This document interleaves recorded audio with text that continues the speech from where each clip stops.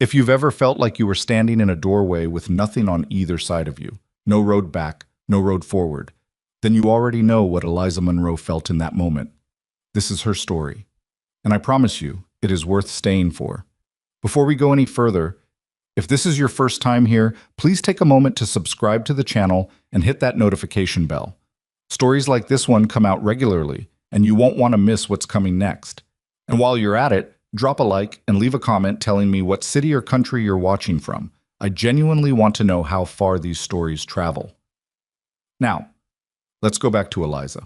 She had left Cincinnati 4 weeks ago with $43, a correspondence that had lasted 8 months, and a belief, desperate and carefully tended, that Gerald Pratt was a man of his word.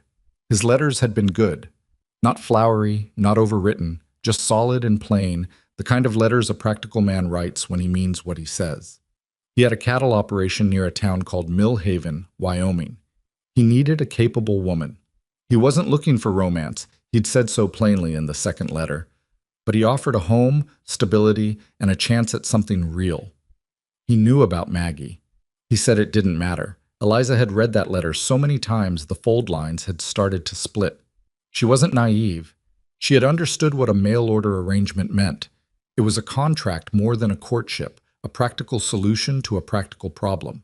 She had no illusions about walking into a fairy story. She was 27 years old, she had a daughter with no father in the picture, and her options in Cincinnati had narrowed down to almost nothing after her landlord raised the rent 2 months in a row. She wasn't running towards something wonderful. She was running away from something impossible. But she had believed Pratt would keep his word. That was the mistake.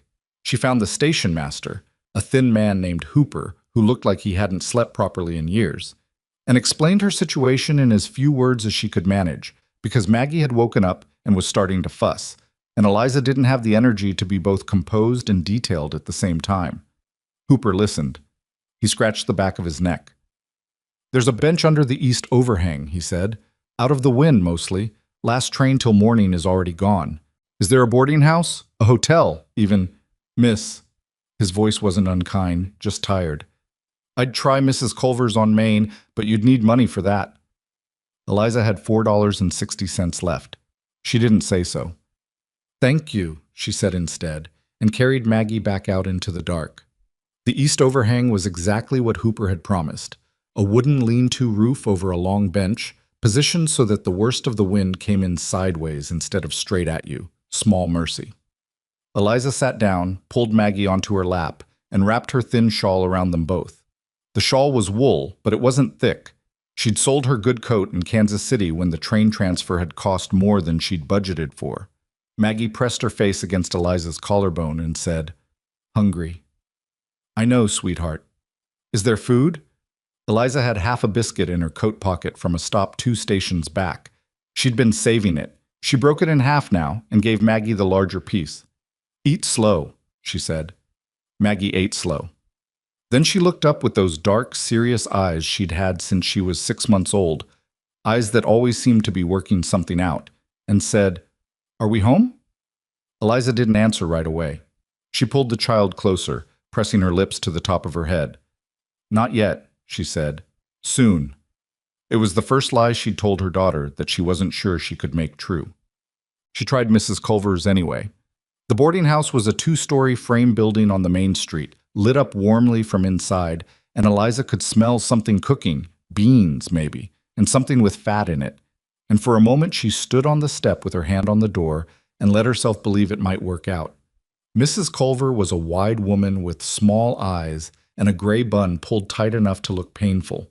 She looked at Eliza, then at Maggie, then at the suitcase. $4 a night, she said.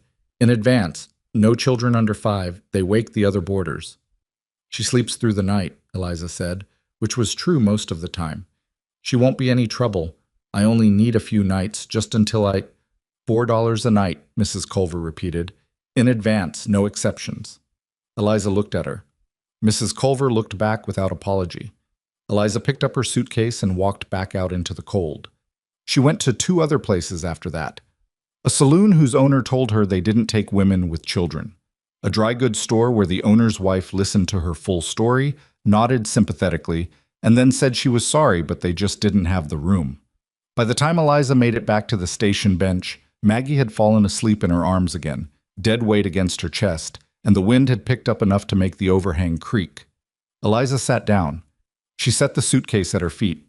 She looked at the empty tracks going west and the empty tracks going east, and she tried to think of one clear thing she could do next. Nothing came. She had always been good at surviving. That had been her one reliable skill. Not beauty, not luck, not education beyond the basics, but a plain, stubborn capacity for getting through things. She'd gotten through her mother's early death. She'd gotten through a father who drank.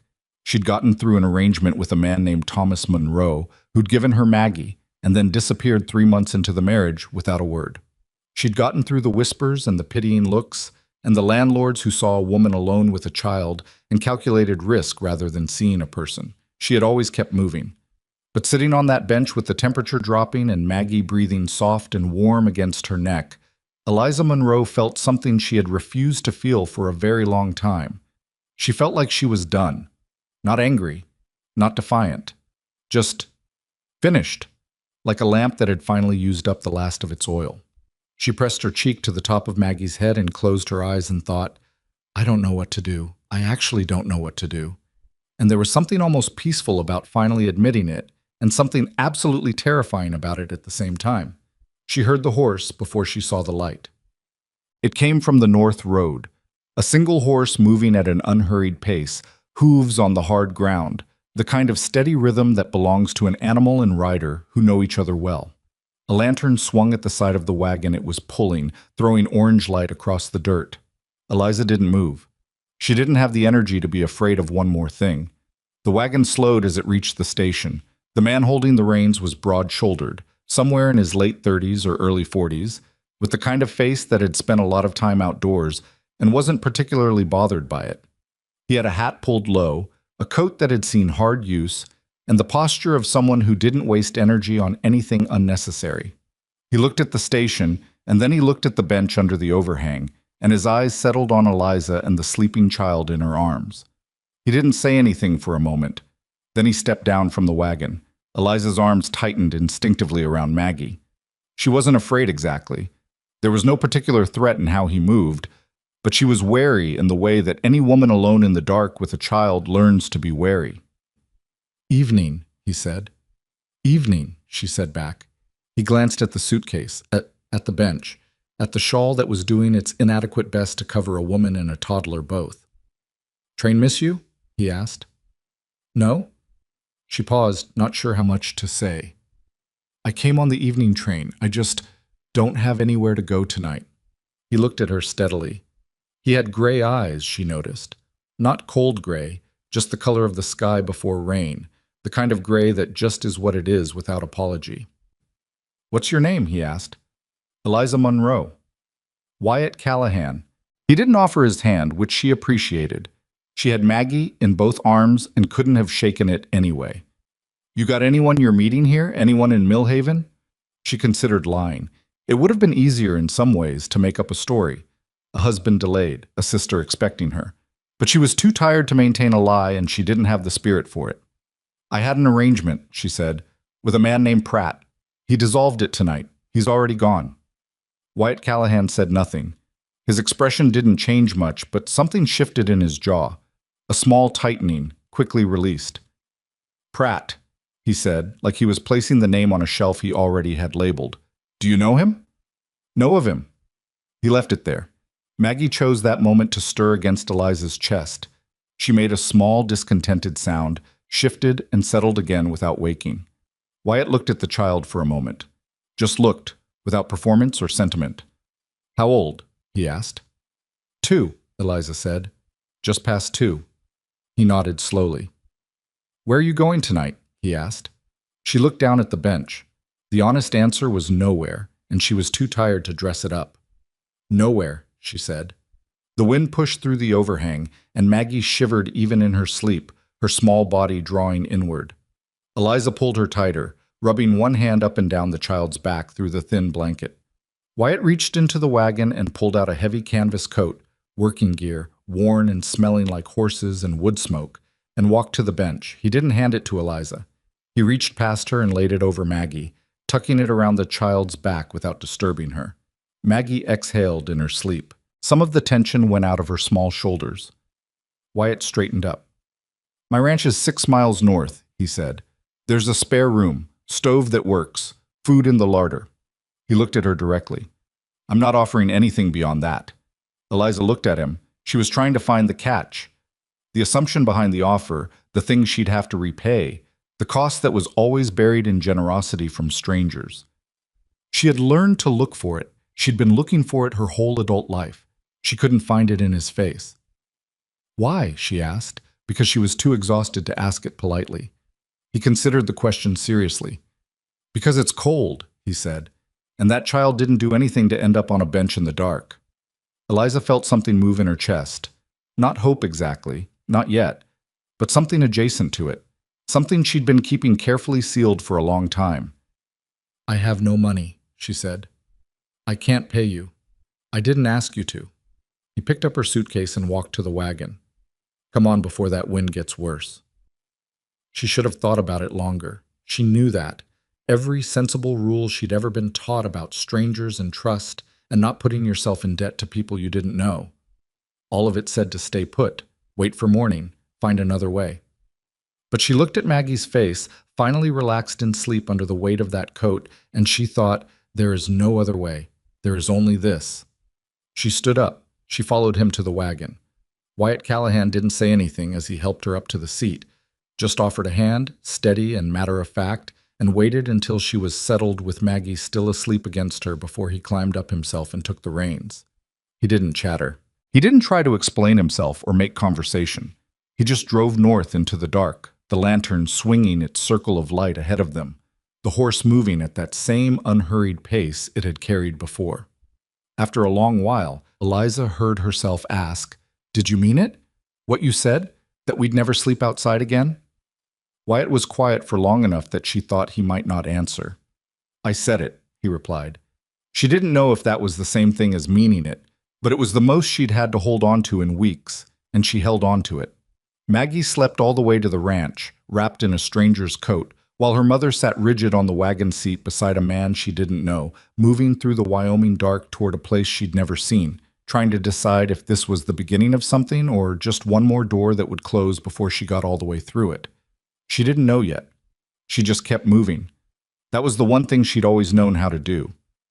The ranch appeared out of the darkness the way things sometimes do in flat country. All at once, no warning, just suddenly there, where there had been nothing. A main house, a barn, 2 smaller outbuildings, a fence line that ran off into the black in both directions. No lights burning in the windows. No sound except the wind and the creak of the wagon. Wyatt pulled the horse to a stop near the front door, set the brake, and climbed down without ceremony.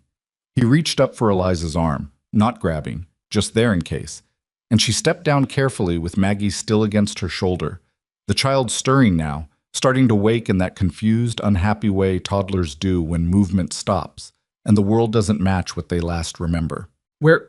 Maggie started, lifting her head. "Shh," Eliza said. "It's all right." Maggie looked around at the dark, at the unfamiliar shapes of buildings, at the large stranger pulling a suitcase from a wagon, and her face did the thing it always did when she was deciding whether to cry. A kind of gathering, like a sky before rain. Eliza rubbed her back in small circles. The gathering passed. Wyatt had the front door open and a lamp lit before Eliza made it up the porch steps. She stepped inside and stopped. The house was plain. That was the first thing she registered. Not neglected exactly, but stripped down. Everything reduced to what it was for. A table with 2 chairs. A cast-iron stove against the far wall. Shelves with canned goods lined up in order of size. A coat rack with 1 coat on it. A braided rug on the floor that had been nice once and had been walked on honestly since. Everything clean, nothing decorative. It looked like a place that had once had warmth in it and had slowly forgotten how. "Spare rooms through there," Wyatt said, nodding toward a door off the main room. "I'll get the stove going." Eliza carried Maggie through the door. The room held a bed with an iron frame, a chest of drawers with a cracked mirror mounted above it, and a window with a flour sack curtain. The mattress was thin, but it was a mattress, and when she set Maggie down on it, the child looked up at the ceiling with those dark working-out eyes and said, "Bed." "Yes," Eliza said. "Soft bed." Yes. Maggie considered this information with the gravity of a small judge and then rolled onto her side and pulled her knees up. Within 3 minutes, she was breathing slow and even, out completely, the way only children and the genuinely exhausted can manage. Eliza sat on the edge of the bed and pressed her palms against her knees and breathed. Through the wall, she could hear Wyatt at the stove, the clunk of the firebox door, the scrape of iron, the small percussion of wood being arranged. A few minutes later, the smell of wood smoke began to seep under the door. Then heat, coming in thin at first and then broader. She sat there until she heard the sounds in the main room go quiet. Then she got up, tucked her shawl around Maggie's shoulders, and went back out. Wyatt was at the table with a cup of something. He'd put a second cup across from him. Coffee, she saw, when she got closer. He didn't make a gesture toward it or tell her to sit. He just left it there. She sat down and wrapped her hands around the cup. "Thank you," she said. Not for the specific cup. For all of it, which was too large to name without embarrassing herself. He nodded once and looked at his own cup. They sat like that for a while, but not awkwardly, which surprised her. She'd expected to feel the pressure of a silence she needed to fill, but it wasn't that kind of quiet. It was the quiet of a place where silence was ordinary. "How long you been ranching out here?" she asked, not because she needed to know, but because something in her needed to understand where she'd landed. 12 years, he said. "Alone?" He turned the cup slightly in his hands. "My wife passed, 8 years ago now." "I'm sorry." "Yeah." He said it the way people say it when they've had enough time to mean it simply, without drama. It was hard for a while. Then it was just the ranch. Eliza looked around the room again. The 2 chairs, the single coat on the rack, the shelves arranged by a person who had learned to take up exactly the amount of space they needed, and no more. "You have hands?" she asked. "Workers?" "2. Brothers. They bunk in the outbuilding. They won't bother you." He paused. "Their names are Dell and Croft. Dell's friendly. Croft less so. That's just his nature, not personal." "All right." She turned the cup in her own hands, mirroring him without meaning to. "Mr. Callahan." "Wyatt." "Wyatt." She took a breath. "I want to be clear about something. I'm not looking for anything. I'm not trying to attach myself to someone's life. I just need a few days to work out what to do next. Where to go. I'll be out of your way as soon as I can manage it." He looked at her across the table, not unkindly, but directly, which she was finding was just his way. "You said you have no money," he said. "Almost none. And no family to go back to." She hadn't told him that, but it was a reasonable calculation. "No." "Then taking a few days to work something out sounds about right." He drank from his cup. "Nobody's asking you to leave on any particular schedule." She studied him. "You don't know me." "No." "I could be—" "I don't know. Trouble. You don't know what you're letting in." The corner of his mouth moved. It wasn't quite a smile, but it was adjacent to one. "You're a woman with a 2-year-old and $4 to your name. I think I can handle whatever trouble comes with that." Eliza surprised herself by laughing, a short, rough sound, nothing like her normal laugh, but real. She covered her mouth with her hand and the laugh stopped as quickly as it came, but something in her chest had shifted slightly, like a door on a stiff hinge that had moved just enough to let a thread of light through. "Get some sleep," Wyatt said. "We can figure the rest out in the morning." She went back to the spare room, lay down next to Maggie, and was asleep inside 2 minutes. Morning came through the flour sack curtain in gray strips, and Eliza woke to the sound of Maggie already sitting up in the middle of the mattress, eating a cracker. "Where'd you get that?" Eliza said, sitting up fast. "Man gave it," Maggie said, with complete confidence in this arrangement. Eliza swung her legs over the side of the bed. She could hear movement in the main room. Something on the stove, the smell of coffee again, and something else. Bacon, maybe. Real bacon. She smoothed her dress as best she could, ran her fingers through her hair, and opened the door. Wyatt was at the stove, his back to her.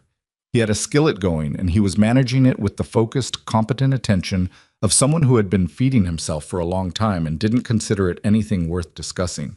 Maggie was on the braided rug near the table, holding a cracker in each hand, examining them as if they might have different properties.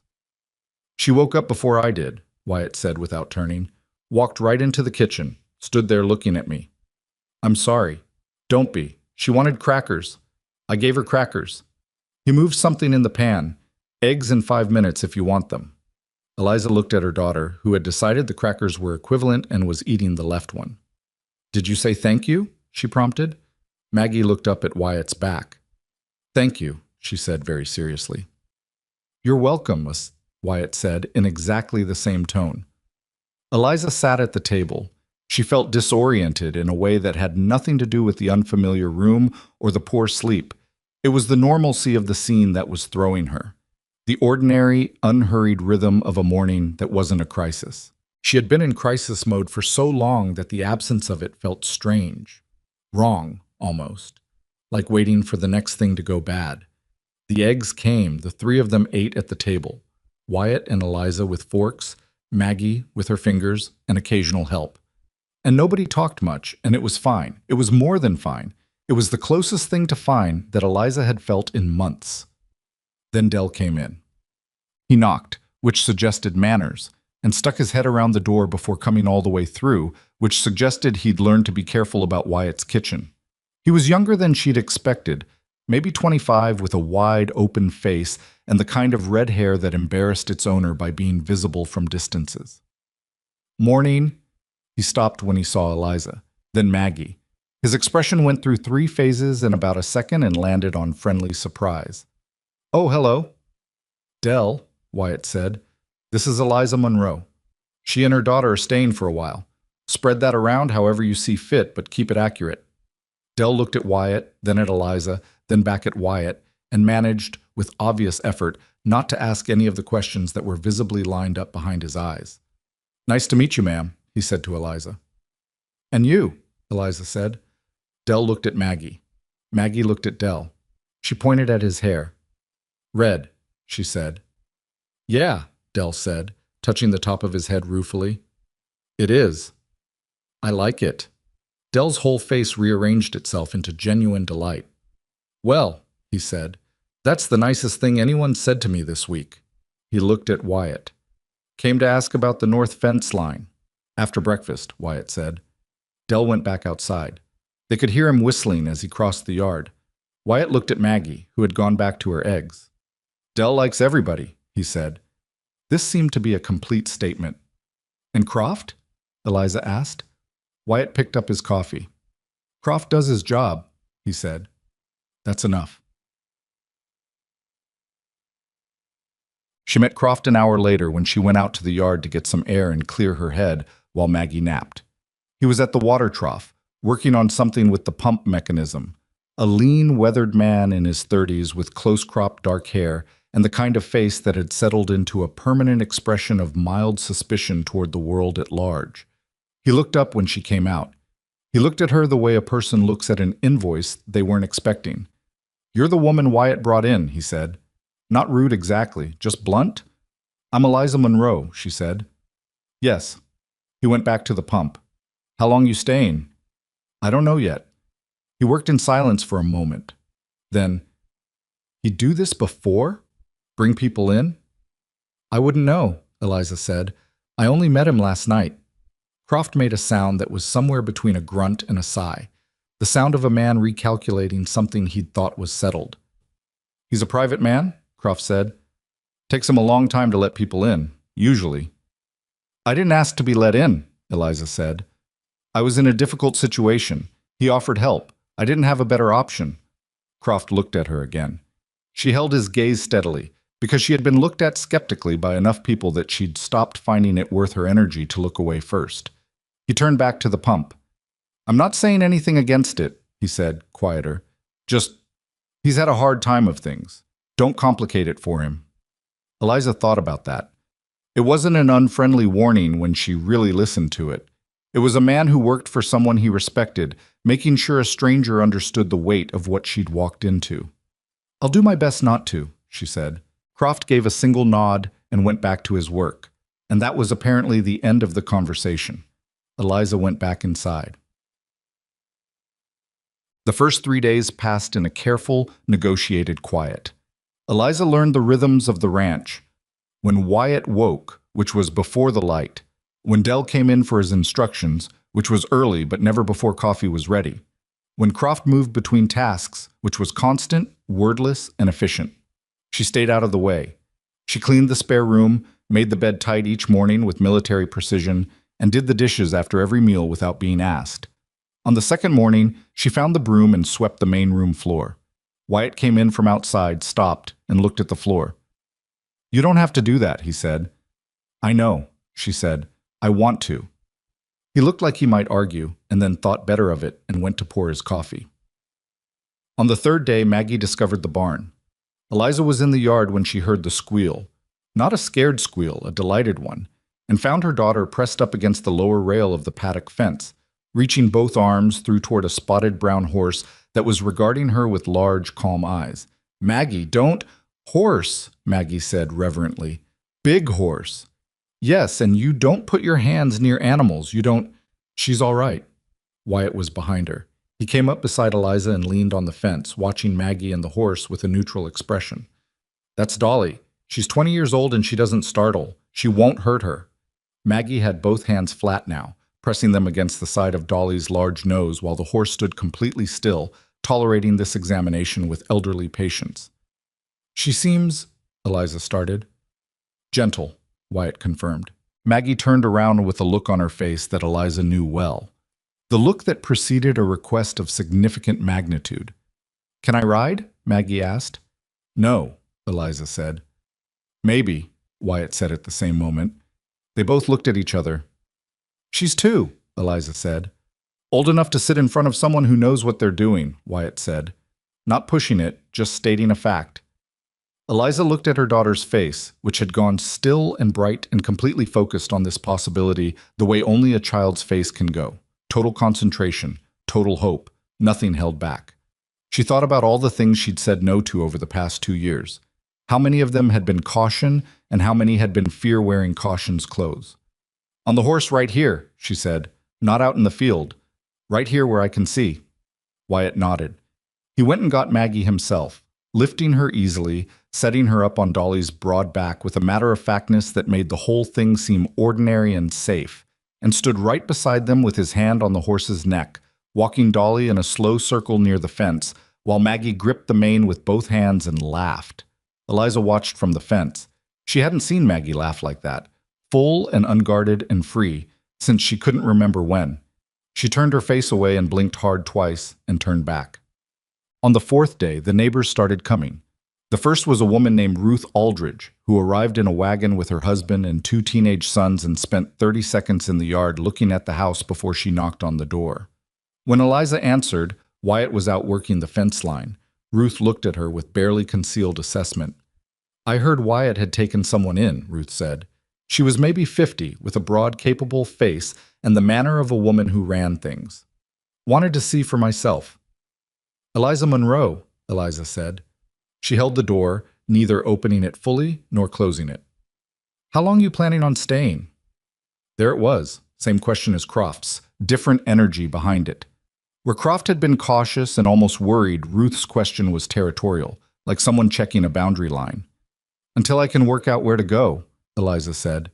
She had developed an economy with this answer, keeping it flat and unfightable. Ruth looked past her into the house. "Where's the child?" "Sleeping." Ruth looked back at her. Whatever calculation she was doing was complicated, Eliza could tell.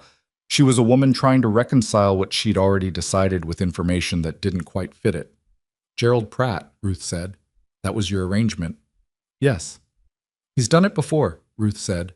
"Brought a woman out here on a promise and then—" She made a short, tight gesture. "He's not a good man. I want you to know that in case you think what happened to you was a personal thing. It wasn't. It's just what he does." Eliza felt something cold move through her, and then something else. A thin, clarifying anger. Not at Ruth. At the shape of a world where that information existed and hadn't reached her before she'd bought a train ticket. "I appreciate you telling me," she said, and meant it. Ruth studied her for another moment. Then she gave a short nod that seemed to indicate some kind of provisional decision. "I'll send my husband and boys over Saturday to help Wyatt with the east pasture fence," she said. "It's been needing work for 2 seasons. He won't ask for help himself. He never does, but he'll accept it." "That's kind of you," Eliza said. Ruth looked at her hard one more time. Can you cook? She asked. Yes. Properly? Not just heat things up. Yes, Eliza said again. Properly. Ruth nodded once more and walked back to her wagon. Her husband, who had not spoken a single word during any of this, touched his hat brim in Eliza's direction and turned the wagon back toward town. Eliza closed the door. She stood in the main room for a moment, and then she went to the kitchen and started making something for supper that was better than what she'd made the previous 3 nights. Because she'd just decided she was going to stop hovering at the edges of this place and start being actually present in it. Wyatt said nothing when he came in and found the table set and something that smelled like actual food waiting on the stove. He washed up at the basin, sat down, took a bite, and was quiet for a while. Then he said, "Ruth Aldridge come by?" Eliza looked up. "How did you know?" "Because the food's better," he said. Not a compliment exactly. Just an observation he was handing her, like information. She felt heat in her face and tried not to show it. "She told me about Pratt, that he's done this before. Brought women out here, and then changed the arrangement." Wyatt's jaw tightened. That same small movement she'd noticed the first night. "Yeah," he said. "You knew that when you found me at the station." "I'd heard things," he said. "Why didn't you say so?" He looked at her. Would it have helped? She thought about that. She was sitting on a bench in the dark with a child and $4 and nowhere to go. Would knowing Pratt was a pattern rather than a singular bad decision have helped anything in that moment? "No," she said. "Then that's why." He looked back at his plate. "Doesn't change what happened to you. Doesn't change what you need." She watched him eat for a moment. "What did your wife cook?" she asked. She didn't know why she asked it. It came out before she'd decided to say it. Wyatt set his fork down very briefly, then picked it up again. "Biscuits," he said. "She made good biscuits. Everything else was about the same as mine." "I can make biscuits," Eliza said. "I know you can," he said. "That's not a request." She almost laughed again. She bit the inside of her cheek instead. By the end of the first week, Eliza had stopped feeling like a guest who was overstaying and started feeling like something she didn't have a word for yet. Not at home. It was too early for that, and she wasn't sure she trusted the feeling anyway. But present. She felt present in the place, rather than perched at the edge of it waiting to be asked to leave. She had organized the kitchen, which Wyatt noted without comment. She had mended a shirt she found in a basket near the chest of drawers, left it folded on the table, and said nothing about it. She'd started helping Dell with the chickens each morning, partly to give Maggie something to do. The child was obsessed with the chickens in a proprietary way that seemed to amuse Dell enormously, and partly because it was work, and work settled her in a way that sitting still never had. The problem was that she was also watching herself get comfortable, and that frightened her. She had a history of staying in places because leaving was harder than staying, not because staying was right. She had done it in Cincinnati, stayed in a room she couldn't afford, in a neighborhood that was getting harder, because the alternative was admitting she needed to make a change she didn't know how to make. She didn't want to do that here. She didn't want to become a fixture in a place that had only offered her shelter, not permanence. She was thinking about all of this on the 8th night, sitting on the porch steps after Maggie was down, watching the stars come out in the vast Wyoming sky, when Wyatt came and sat on the step above her. He had coffee. He didn't offer her any, which by now she understood meant he'd assumed she'd help herself if she wanted it.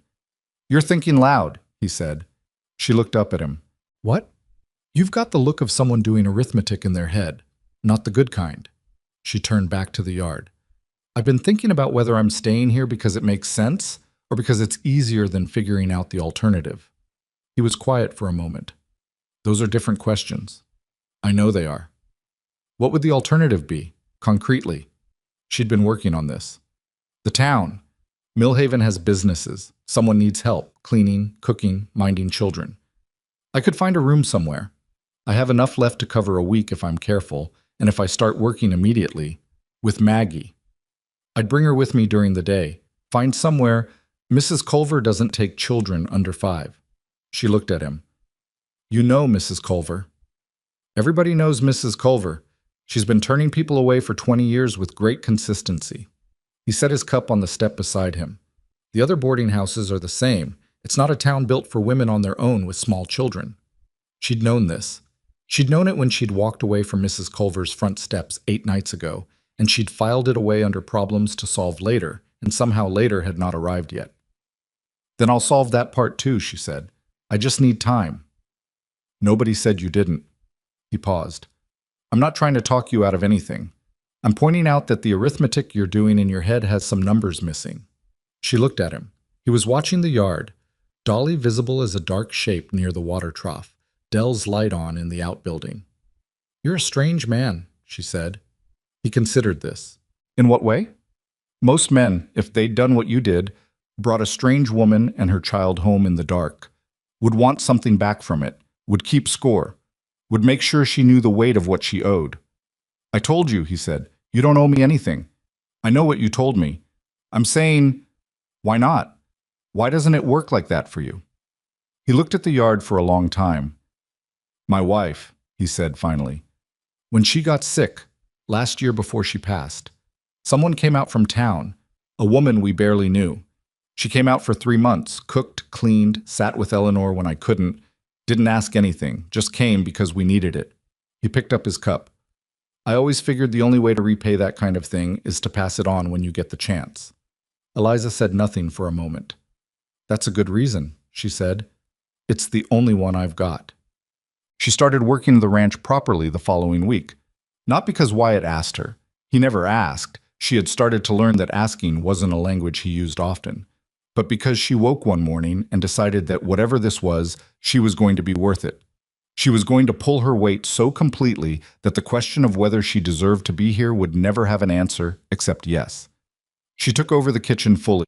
She learned where things were and what needed doing, and she did them before anyone else had to think about them. She helped Croft mend gear when his hands were full, and he said nothing, but he stopped looking at her like an invoice.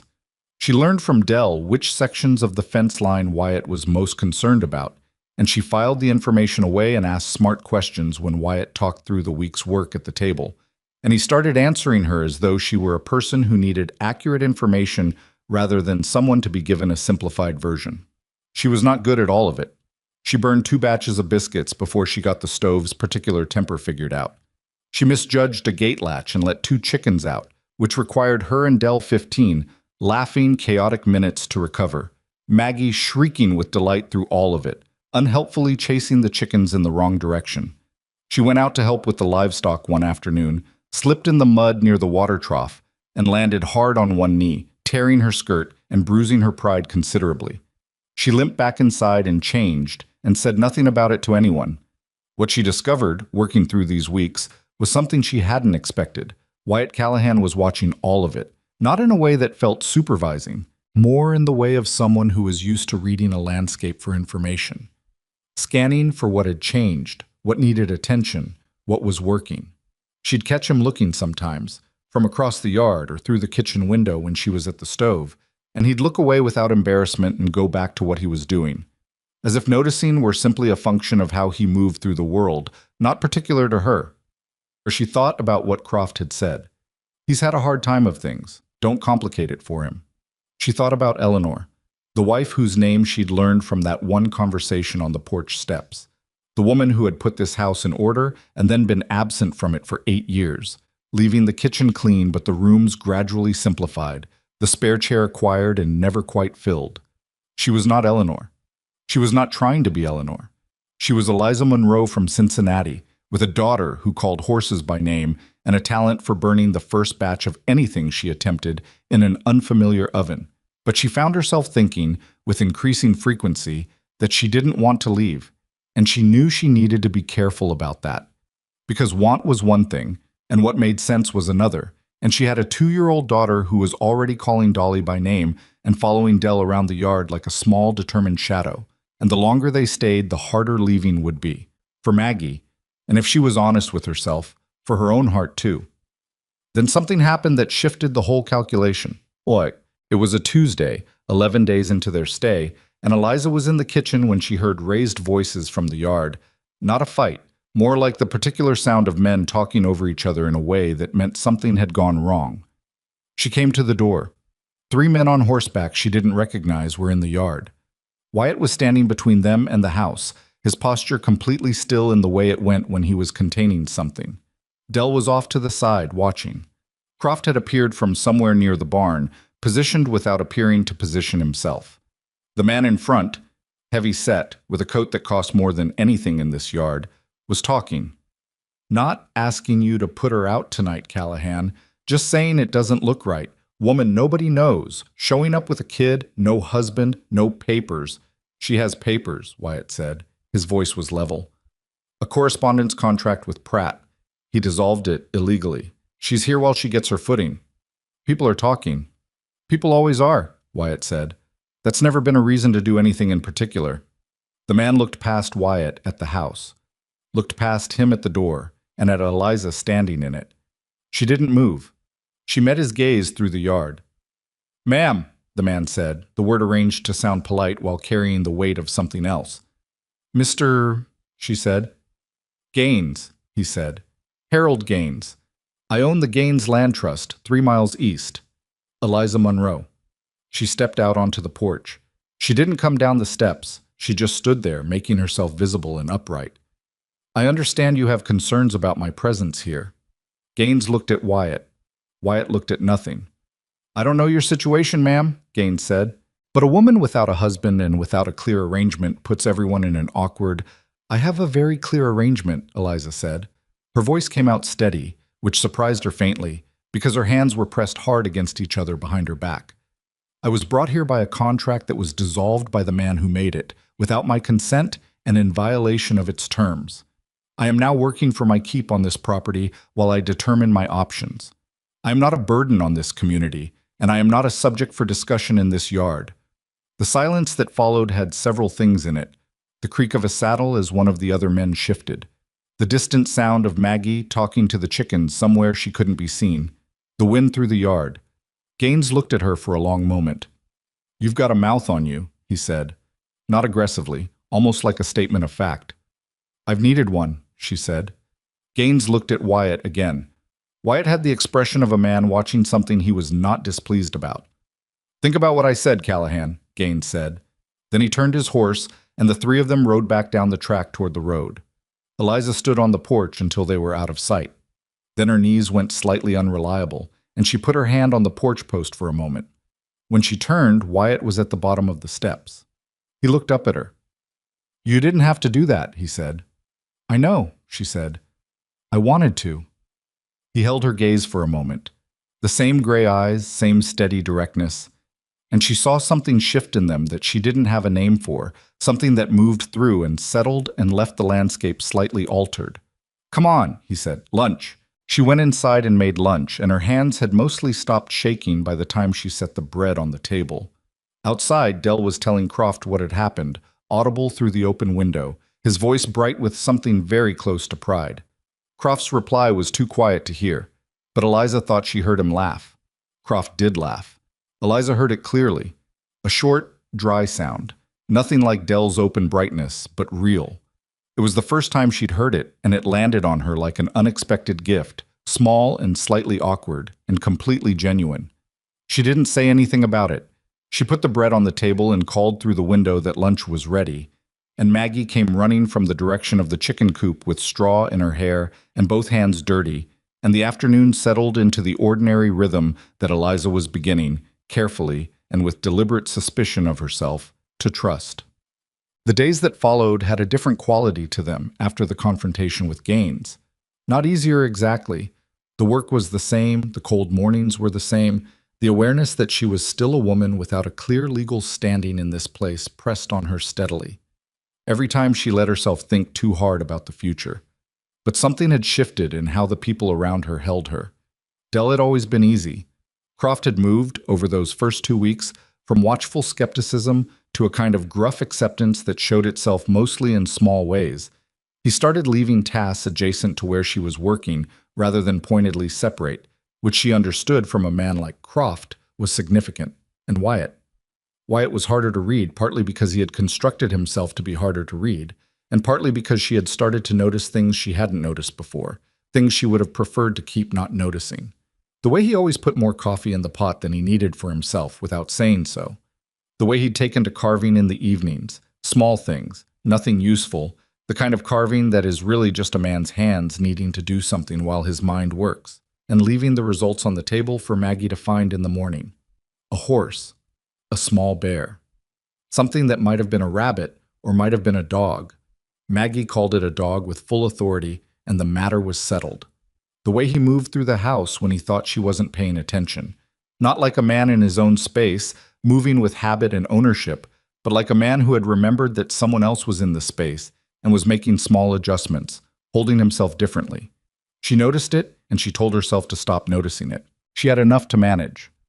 3 weeks in, she went into Millhaven for the first time since the night Pratt had dissolved everything. Wyatt needed supplies, and she offered to go. She needed to see the town properly, map it in her mind, understand what was actually available to her. She left Maggie with Dell, which Maggie received as a wonderful development, and Eliza received as a small private ache, and took the wagon in alone. The town was larger than it had looked on that first night.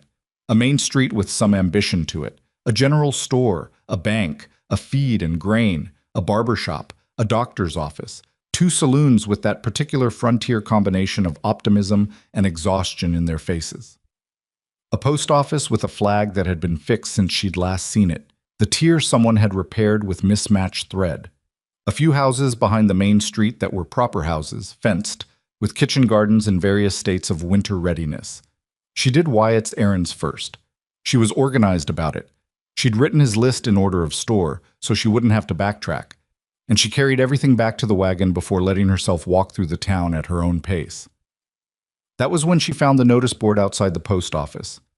There were the usual things on it: announcements about land filings, a notice about a church fundraiser, a hand-lettered advertisement for a man who did harness repair. And there, in the middle, a piece of paper in a different hand than the others, the ink still dark enough to be recent. Notice? Community concern. It has been brought to attention that persons of uncertain status have been placed at the Callahan Ranch, North Road, 6 miles. The community is invited to consider whether this arrangement is appropriate and what actions, if any, may be warranted.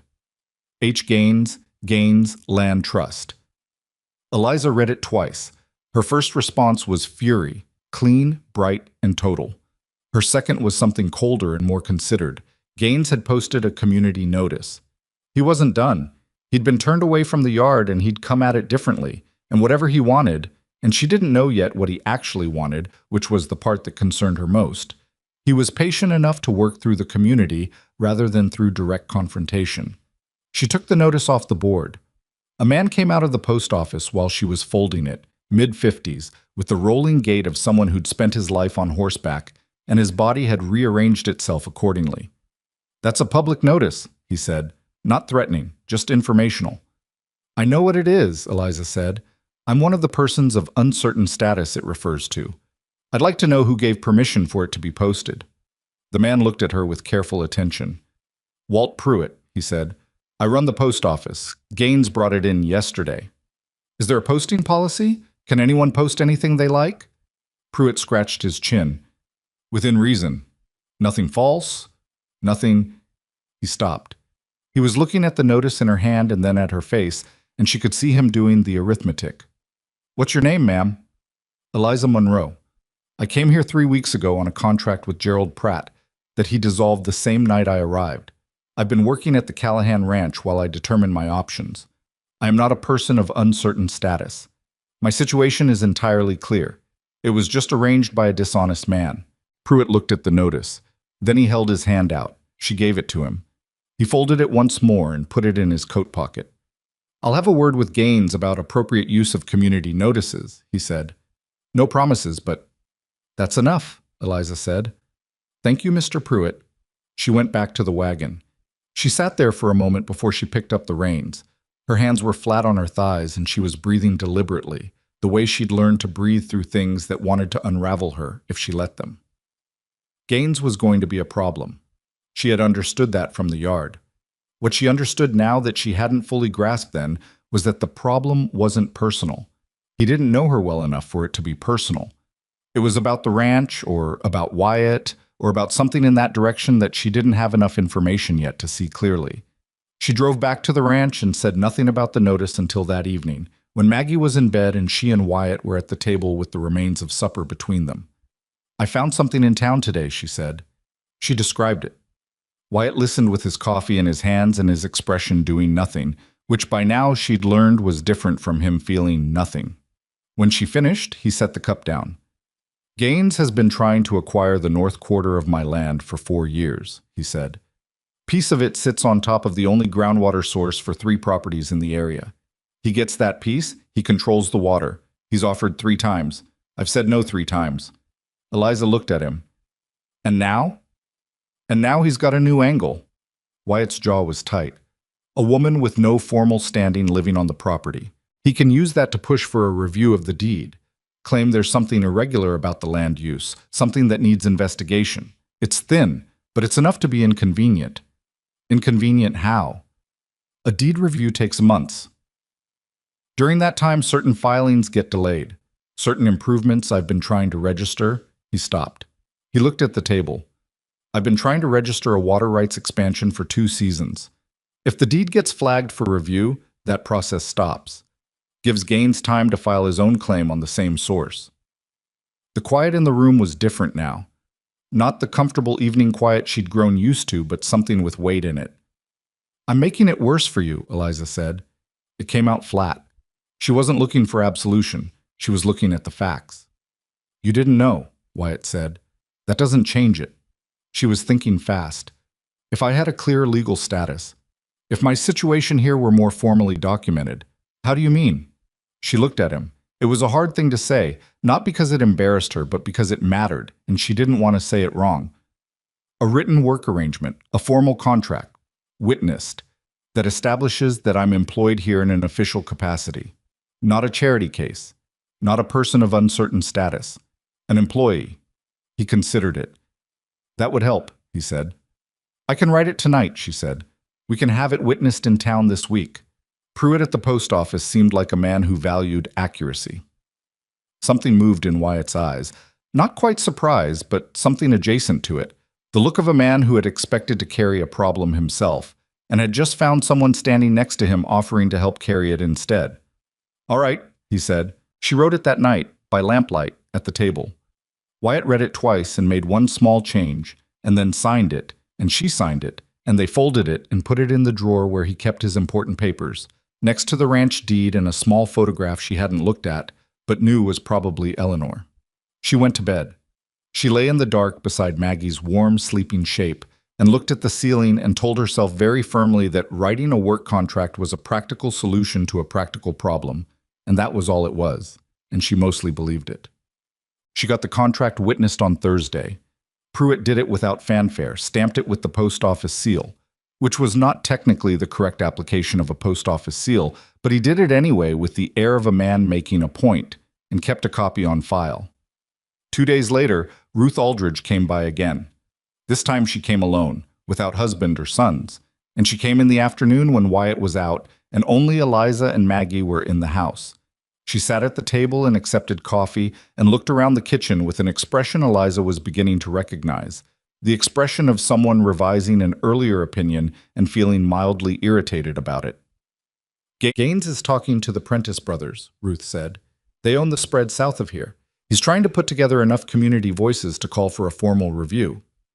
"Of the deed?" "Of the arrangement." Ruth looked at her directly. "Of you, specifically.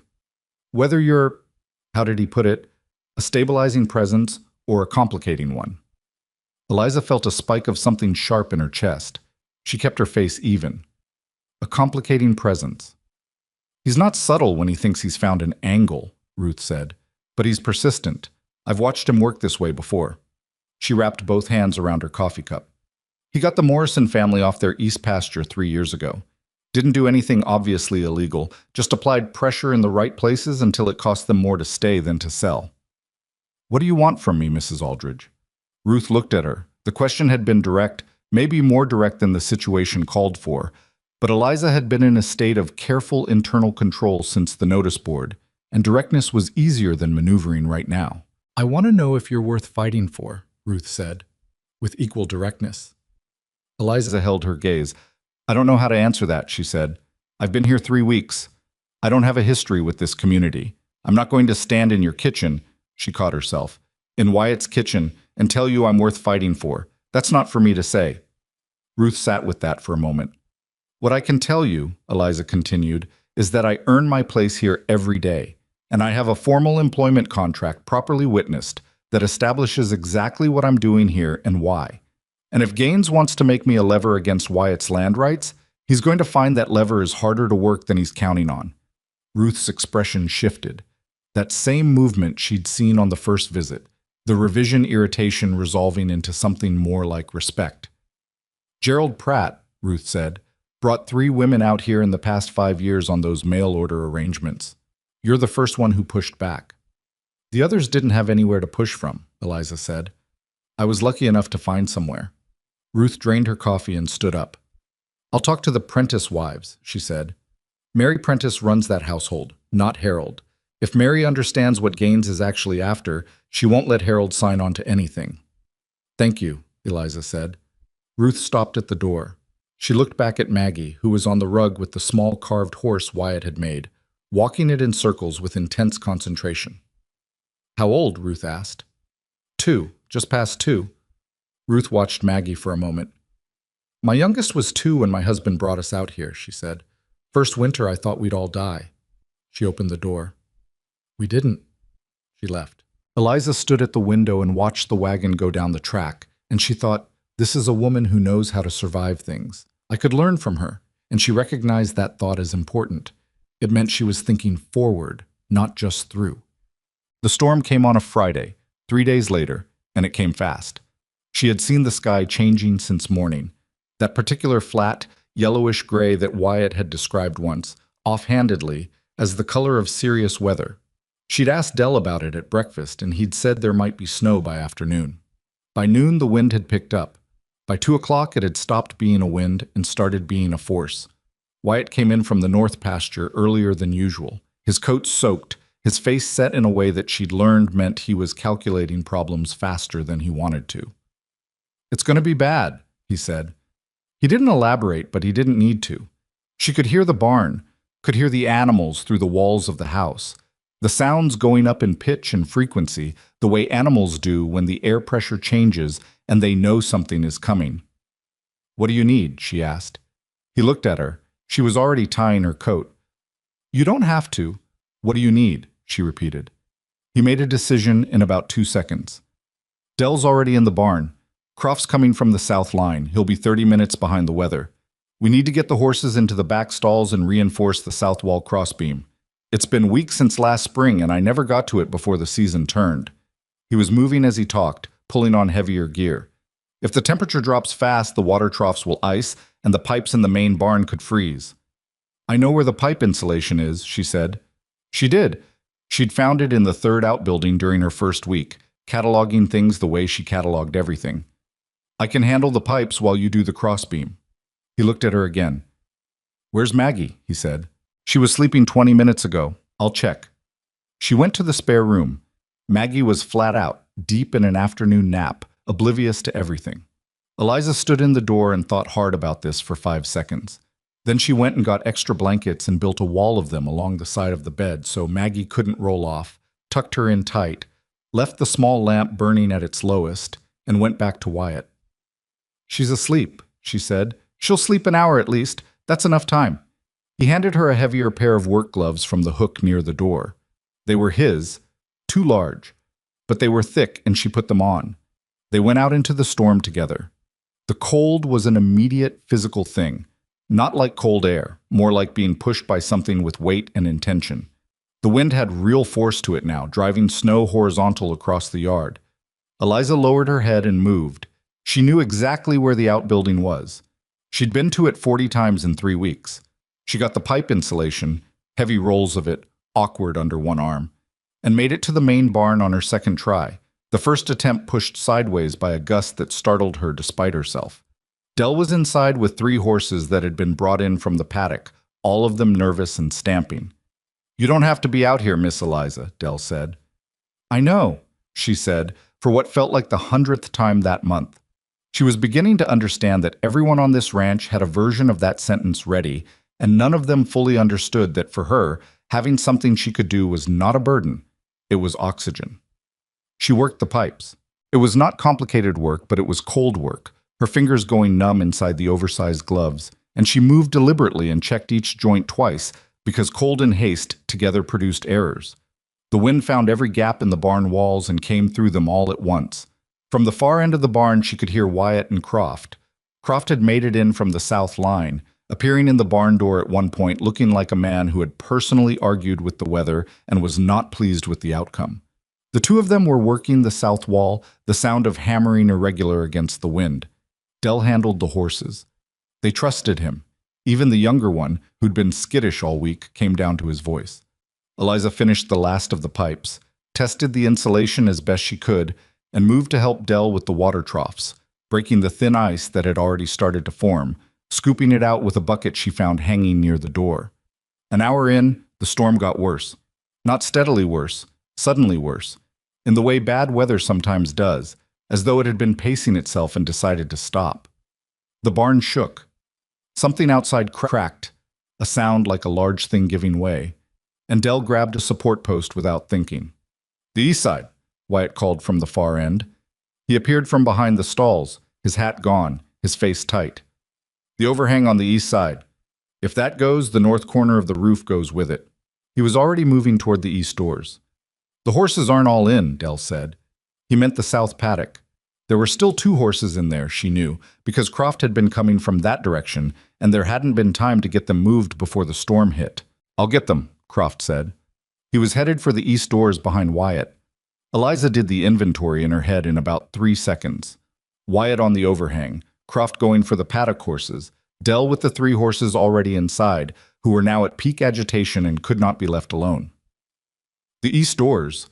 She knew them. She'd been through them a dozen times.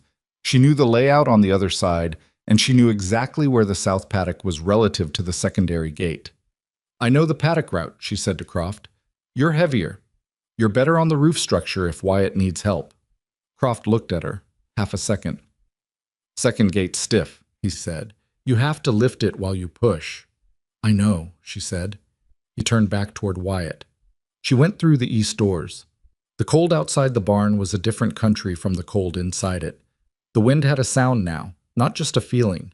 A low, continuous note that was almost mechanical, not natural, the kind of sound that makes something small and old in the human nervous system want to be underground. She put her head down and moved for the paddock. The 2 horses were at the far corner, pressed together, both of them shaking. She got to the paddock gate, lifted and pushed the way Croft had described. The latch was salt frozen, and it took 2 tries, and got it open. She went inside. She was not Dell. She did not have his ease with animals, that particular quality of calm that moved from him to a horse through contact. What she had was steadiness, a refusal to be panicked, which horses could feel as well as they could feel anything. She talked while she moved toward them. Not soothing nonsense, but a low, continuous, calm string of words. Her own name, Maggie's name, the names of things around her, a plain accounting of what was happening and what she intended to do, and the nearest horse stopped shaking quite so hard and let her reach the halter. She walked them out one at a time, fighting the wind each step, got them both through the barn doors and handed them to Dell, who had the 3rd horse settled enough to spare a hand. "Both of them," she said. Dell looked at her face. "You okay?" "Fine." She was not fine.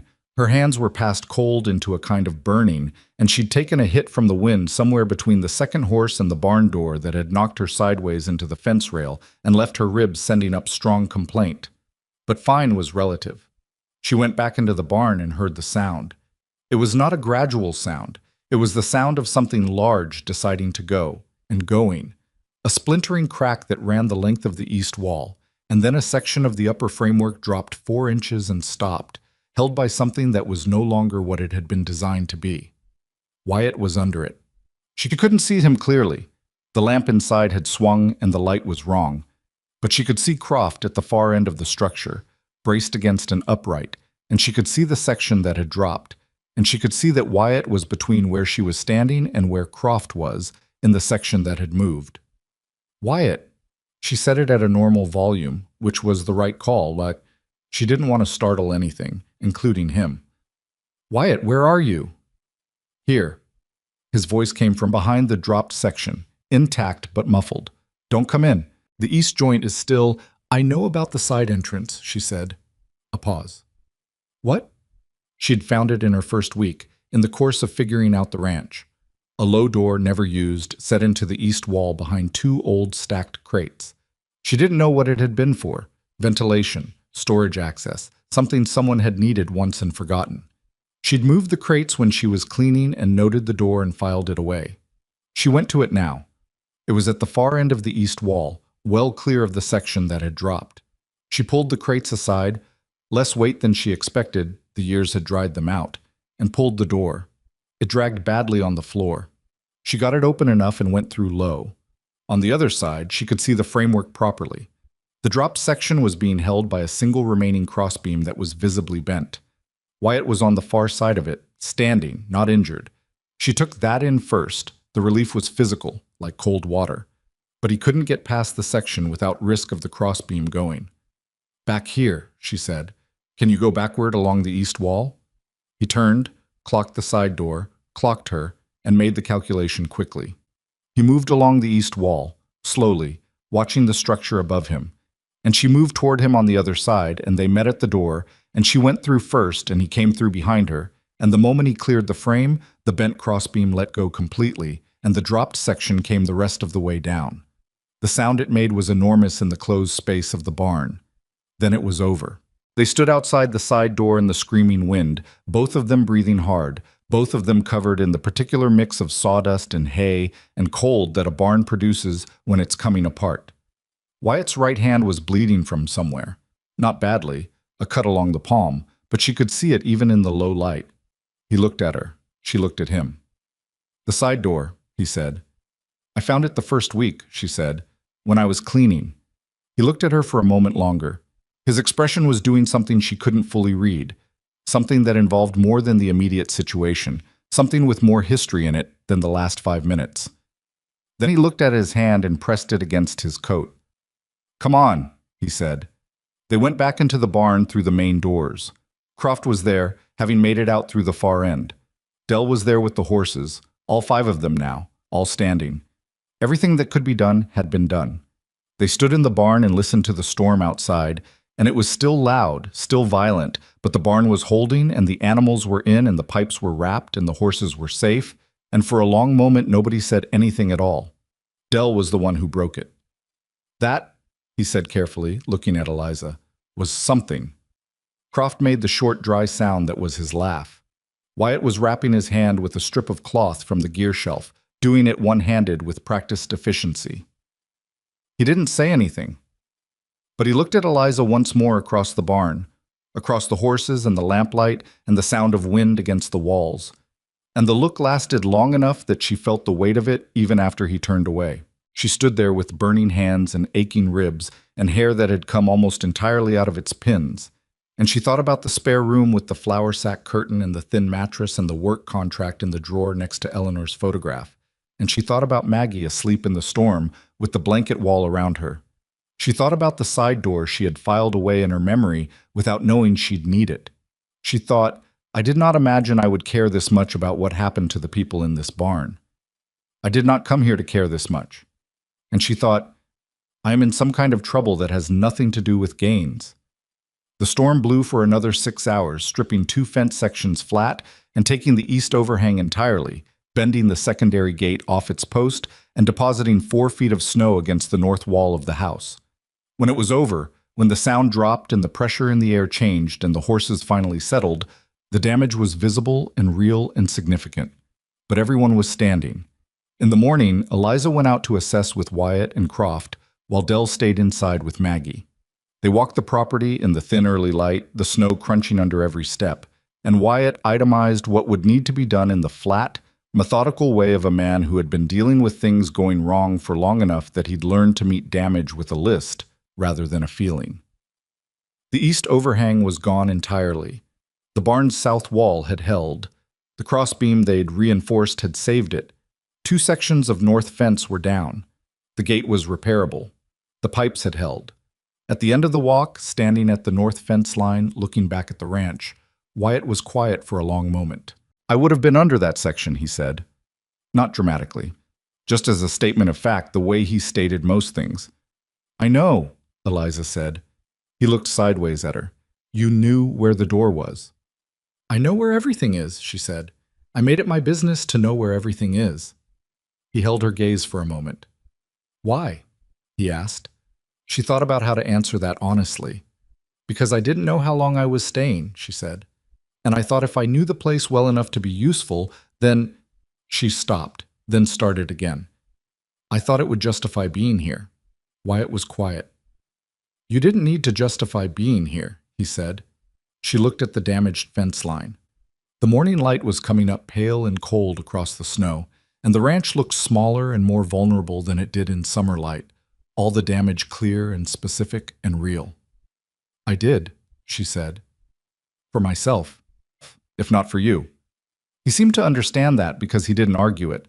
They stood there a minute more, and then Croft appeared from the barn door and called something about the gate mechanism, and Wyatt went back to work, and the morning continued, and Eliza went inside to start breakfast for the people who had stood in a breaking barn the night before and were now still standing. She put the coffee on and stood at the kitchen window and looked at the yard, at the damage and the snow and the clear, cold, honest light of the morning after. And something in her that had been held very carefully for a very long time released its grip a little. Not all the way, but enough. The coffee was too strong that morning, the way it always got when she was distracted and let it sit too long, but nobody complained. Wyatt drank it without comment. Croft drank it without comment. Dell said it was the best coffee he'd ever had, which was a lie so cheerful and obvious that even Maggie looked at him skeptically from her chair. The morning after the storm had a particular quality to it, the kind of exhausted, clear-headed calm that follows something that could have gone worse. The damage outside was visible through the kitchen window in the early light, and they could all see it, and they all knew what the week ahead looked like. And there was nothing useful to say about any of that over breakfast, so nobody said it. What Eliza noticed, eating her own food standing at the counter, because the table only had 4 chairs, and she hadn't worked out how to ask for a 5th without it feeling like a statement, was that the dynamic in the room had changed. Not dramatically, not in any way she could have pointed to and named cleanly. But it had shifted overnight the way ground sometimes shifts after water moves through it. The surface looked the same, but the weight distribution was different. Croft looked at her differently. That was the clearest version of it. He looked at her the way he looked at Dell. The way he looked at someone whose competence he had personally verified and therefore no longer needed to assess. It was a small thing from the outside. From where Eliza was standing, it was not small at all. She had been here 5 weeks now. 5 weeks of cooking and cleaning and mending and working the animals and learning every board and beam and gate latch on the property. 5 weeks of being careful, being useful, taking up exactly the right amount of space, not too little, which would have been invisible, not too much, which would have been presumptuous. 5 weeks of performing a kind of sustained, deliberate proving. The barn had not required performance. The barn had just required her to know what she knew and do what she could do. That, she thought, was the difference. And she understood now why Croft's eyes had changed. The first neighbor arrived at 9 in the morning. It was Cal Briggs, from the spread 2 miles east, with his oldest son and a wagon loaded with timber. He came around the back of the house to the barn without knocking. Or rather, he knocked on the barn door, which was the correct door to knock on under the circumstances, and found Wyatt already at work on the east overhang framework. Heard the wind last night, Briggs said. He was a large, sun-colored man of about 60, not given to unnecessary words. He looked at the damage. Figured. You didn't have to come, Wyatt said. No, Briggs agreed. He was already unloading timber. His son, maybe 17, built like his father, but still wearing it awkwardly the way young men do, worked without being told. Dell joined them. Croft appeared from somewhere. The reconstruction of the east overhang framework began. Eliza went inside and started making food, because 6 men doing heavy work in cold weather would need to eat, and the calculation was simple. By noon, 2 more families had come.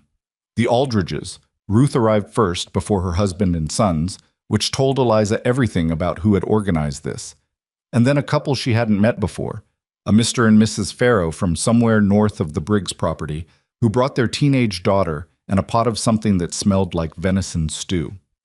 Mrs. Farrow, a compact, direct woman about Eliza's age, with the look of someone who had been making difficult decisions since she was young, came into the kitchen without preamble and set her pot on the stove and said, "I heard about the Gaines notice, the one he put on the post office board." Eliza looked at her. "Word travels. Mary Prentice told the Aldridges. Ruth told me. Mrs. Farrow took the lid off her pot and checked the consistency of the stew with practiced efficiency. "My name is Anne. My husband is a man of very few opinions about other people's business, which I find useful in general and occasionally frustrating when I need him to have one." She looked at Eliza with a directness that was entirely without aggression. "I formed an opinion about Gaines 3 years ago when he tried to reroute the creek that runs through our north pasture. I have not revised it." Eliza set out bread for cutting. "What happened with the creek?" "He didn't get it, because 6 families in this area made it very clear, with witnesses and a registered filing, that the waterway predated his land acquisition and could not legally be redirected." Anne picked up the bread knife and started cutting, which answered Eliza's question about whether she was the kind of woman who waited to be asked. "The thing about Gaines is that he works through ambiguity. He finds a situation that isn't clearly defined and he presses on it. The moment you define it clearly, he loses his lever." "I know," Eliza said. "We filed the employment contract." Anne nodded. "Ruth told me." "Good." She cut 3 more slices. "He'll look for another angle." "I know that too." Anne looked at her sideways. "You're not what I expected." "What did you expect?" Anne seemed to consider how honest to be and then decided on entirely honest. "Someone frightened," she said. "Someone grateful to the point of being passive. The story Ruth told, woman abandoned at the station, brought in by Wyatt. It sounded like a woman who'd had all the initiative knocked out of her." "It nearly was," Eliza said. She meant it. She was not going to pretend the night at the station bench had been anything other than what it was. Anne nodded, accepting this without drama. "Then you came back from it?" "Yes." "Good, that's more useful." Eliza found that she liked Anne Farrow with the directness of someone who had not had enough straightforward people in her life and recognized one when she encountered her. By mid-afternoon, the east overhang frame was rebuilt, rough, would need finishing work, but structurally sound. The fence sections were a 2-day job, but the men had enough of the material staged that it could be finished before the next weather came through.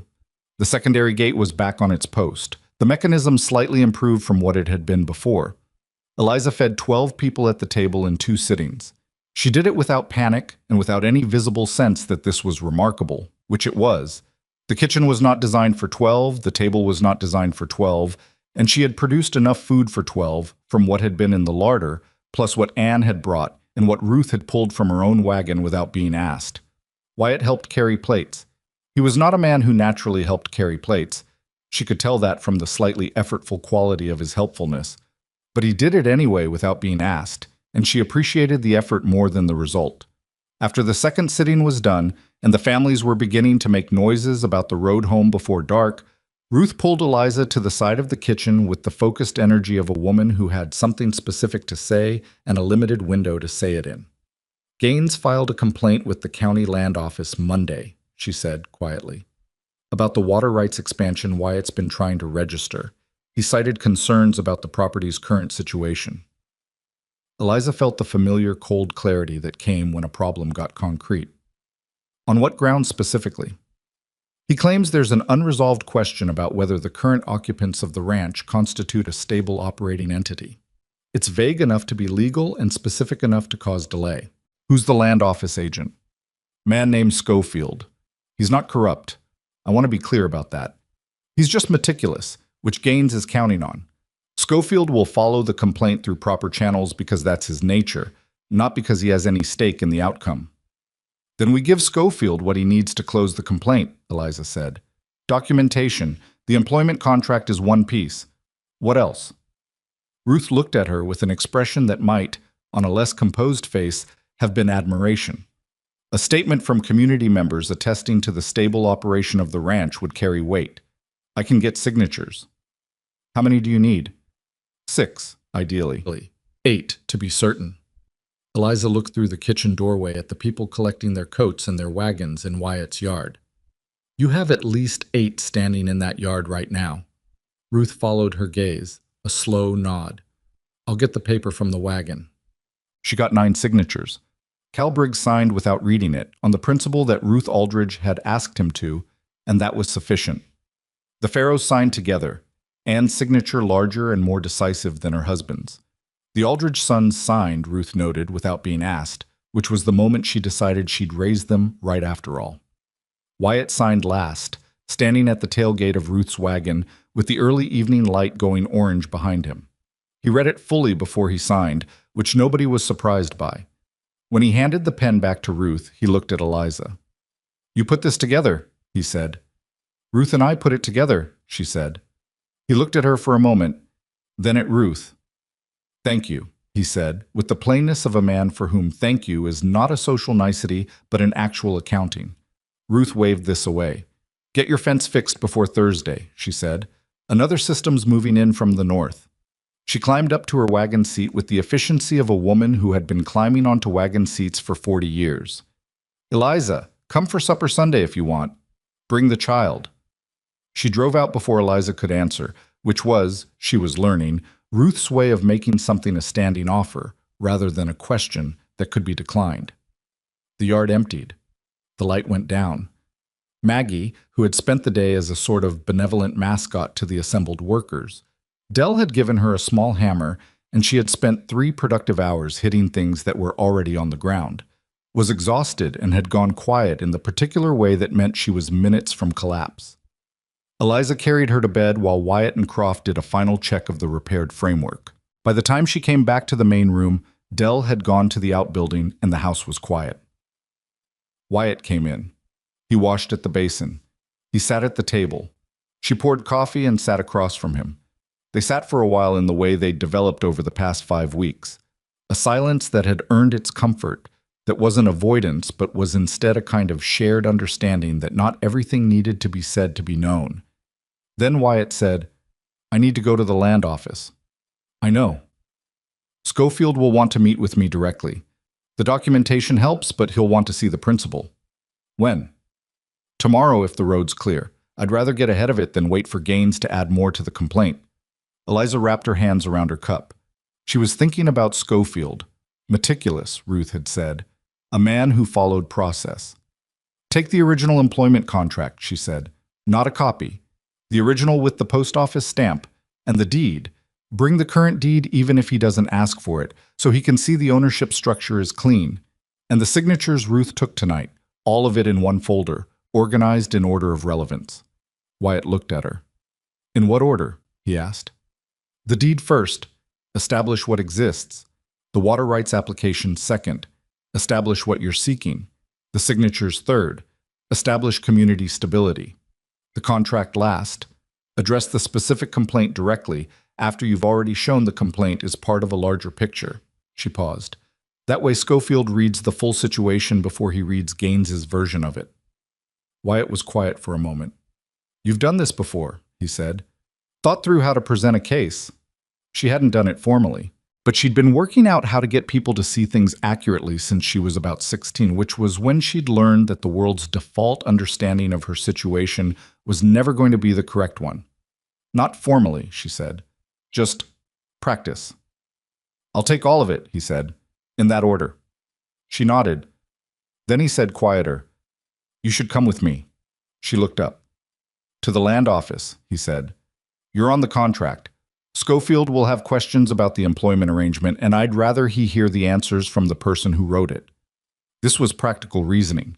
She knew it was practical reasoning. She also knew it was something else, or at least that there was something else adjacent to it, but she made the decision not to examine that closely right now. "All right," she said. He nodded. He finished his coffee.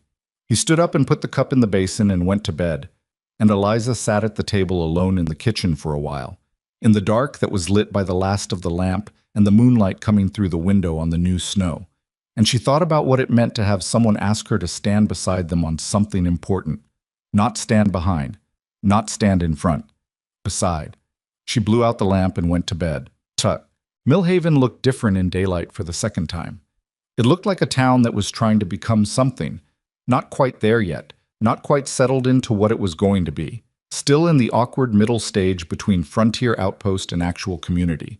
She noticed things on this trip she hadn't seen the first time. A schoolhouse at the far end of the main street that was small but had glass in both windows. A garden behind the doctor's office that someone had planted with intention, now winter bare but staked and planned.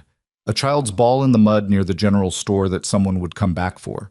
Signs of people who expected to stay. The land office was at the end of a side street, a plain building with a sign so weathered it was almost illegible. Inside, it smelled like paper and iron and the particular dry warmth of a room with a working stove and no ventilation. Schofield was younger than Eliza had expected. 35 at the most, with careful eyes behind round spectacles and the desk manner of someone who considered accuracy a moral position rather than a professional one. He stood when they came in.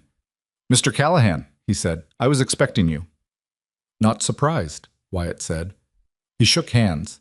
He gestured to Eliza. "This is Eliza Monroe. She's employed at the ranch. The complaint filed by Gaines names her situation as the basis for concern, so I've brought her." Schofield looked at Eliza. He had the focused look of a man cataloging. "Miss Monroe." "Mr. Schofield." She set the folder on his desk. She didn't open it. She let him do that. He sat down. He opened it.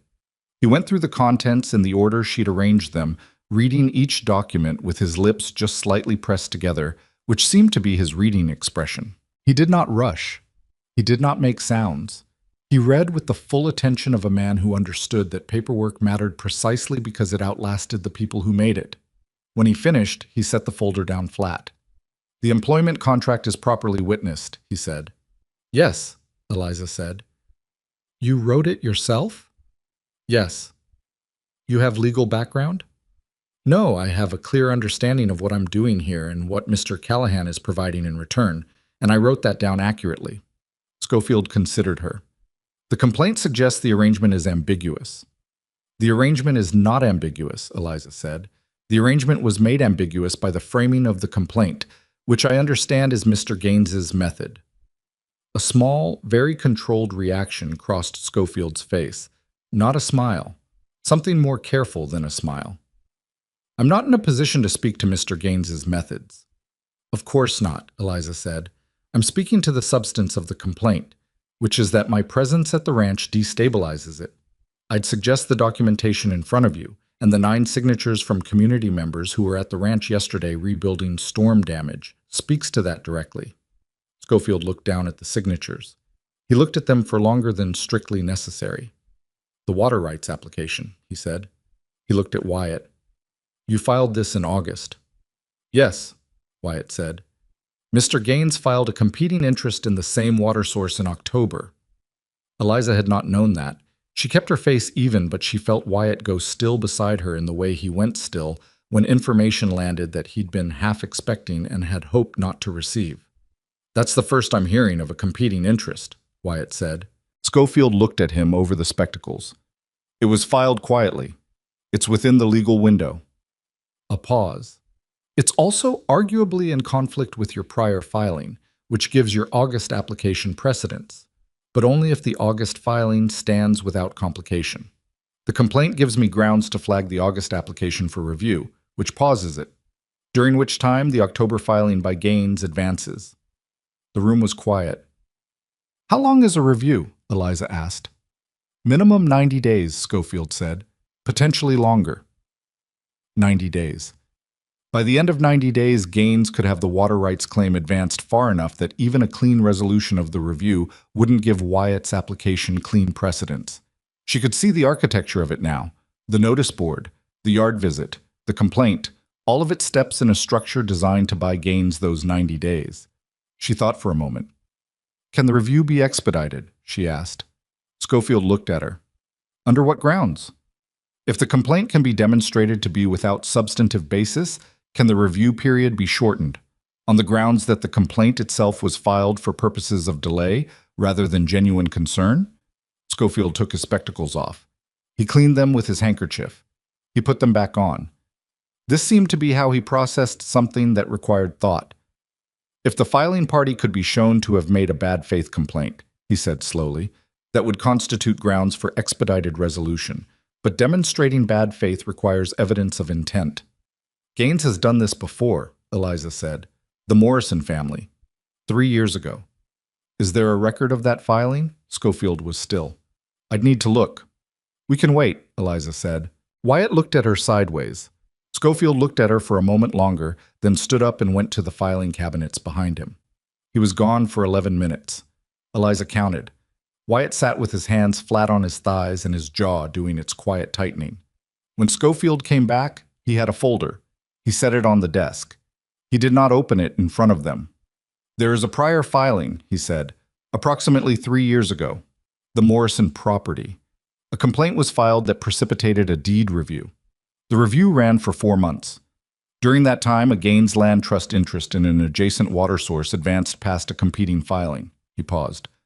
The Morrisons sold before the review concluded. Nobody said anything. That is a pattern, Schofield said. He said it carefully, like a man stating something he was aware had weight.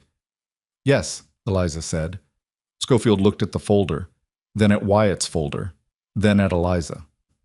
I'll need 3 days, he said. I want to review both the Morrison filing and the current complaint against the standard of good faith requirements before I make any determination. He closed Wyatt's folder and handed it back across the desk. I'd recommend Mr. Callahan keep the originals in a secure location. These documents are in order. Wyatt took the folder. Thank you, Schofield. Don't thank me yet, Schofield said. Come back Thursday. They walked out of the land office into the cold, bright air. On the street, Wyatt stopped walking. Eliza stopped beside him. He looked straight ahead at nothing particular for a moment. Then he said, The Morrison filing. How did you know about that? Ruth mentioned the name when she told me Gaines had a history of working through pressure, she said. I didn't know about the specific mechanism. I guessed that if Schofield was a thorough man, he'd have a record of it. Wyatt was quiet. That was a risk, he said, asking him to look. Yes, she said, but the alternative was taking 90 days with our hands behind our backs, and I didn't see the point in that. He looked at her then. The full direct look, the gray eyes that didn't perform anything, that just looked at what was there. You keep doing that, he said. Doing what? Finding the thing I haven't thought of yet, the side door. He paused. Now this. She held his gaze. She could have deflected. She was practiced at deflecting. I pay attention, she said. That's all. He looked at her a moment longer. Then he looked back at the street. I need to get wire for the fence, he said. Come with me or wait in the wagon, whatever you'd prefer. I'll come, she said. They walked down the main street together, and it was not lost on her that people saw them, that they registered as a unit to the people they passed, a man and a woman walking together with purpose, and that this was different from how she had walked through this town 5 weeks ago, alone and without direction, with everything she owned in a suitcase and nowhere to put any of it. She did not know what to do with that difference. She filed it. Thursday came. They went back to Schofield. He had done the review. He told them so plainly, sitting across his desk with both folders open in front of him, his spectacles precisely aligned on his face. The Morrison filing shows a pattern of complaint use that is materially similar to the current case, he said. In my determination, the current complaint does not meet the good faith standard required for triggering a formal deed review. I am dismissing it.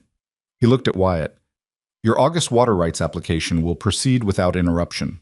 Wyatt said nothing for a moment. Gaines's October filing? He asked. Stands, Schofield said, but it's secondary to your August precedents. Absent the delay the complaint would have bought, his filing does not advance past yours. The room was quiet. He'll file again, Eliza said. Not a question. Probably, Schofield agreed, but he'll need new grounds, and I'll be watching for similar patterns. He closed both folders. That's all I'm prepared to say about it. They thanked him, properly this time, and went back to the wagon. The drive home was mostly quiet. The road north was rutted from the storm, and the wagon required attention.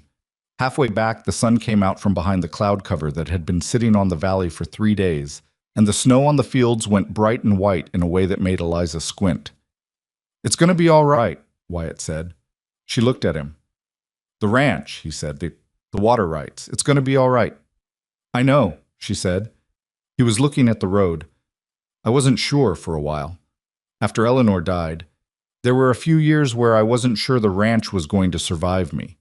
He said it flat, the way he said things that mattered, not the land. The land doesn't need much. But the point of it, what it's for. Eliza looked at the road ahead.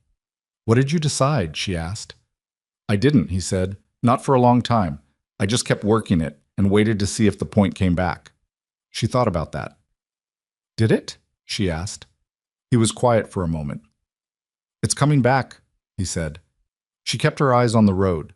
She felt the weight of those words sitting in the wagon between them. Not uncomfortable, just present. Real. The kind of real thing you don't pick up and handle right away, but you acknowledge with your whole attention. She didn't say anything. He didn't say anything. The wagon moved north through the snow. The weeks that followed Schofield's ruling had a different texture.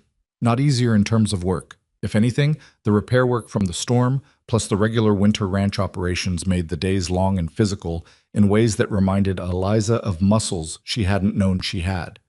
But the pressure that had been sitting over the ranch since the notice board and the yard visit had lifted, and in its absence the days felt like they belonged to the people living them rather than to Gaines's calculation. Maggie turned 2.5 somewhere in that stretch, unmarked by any official date but noticeable in the rapid way of toddlers.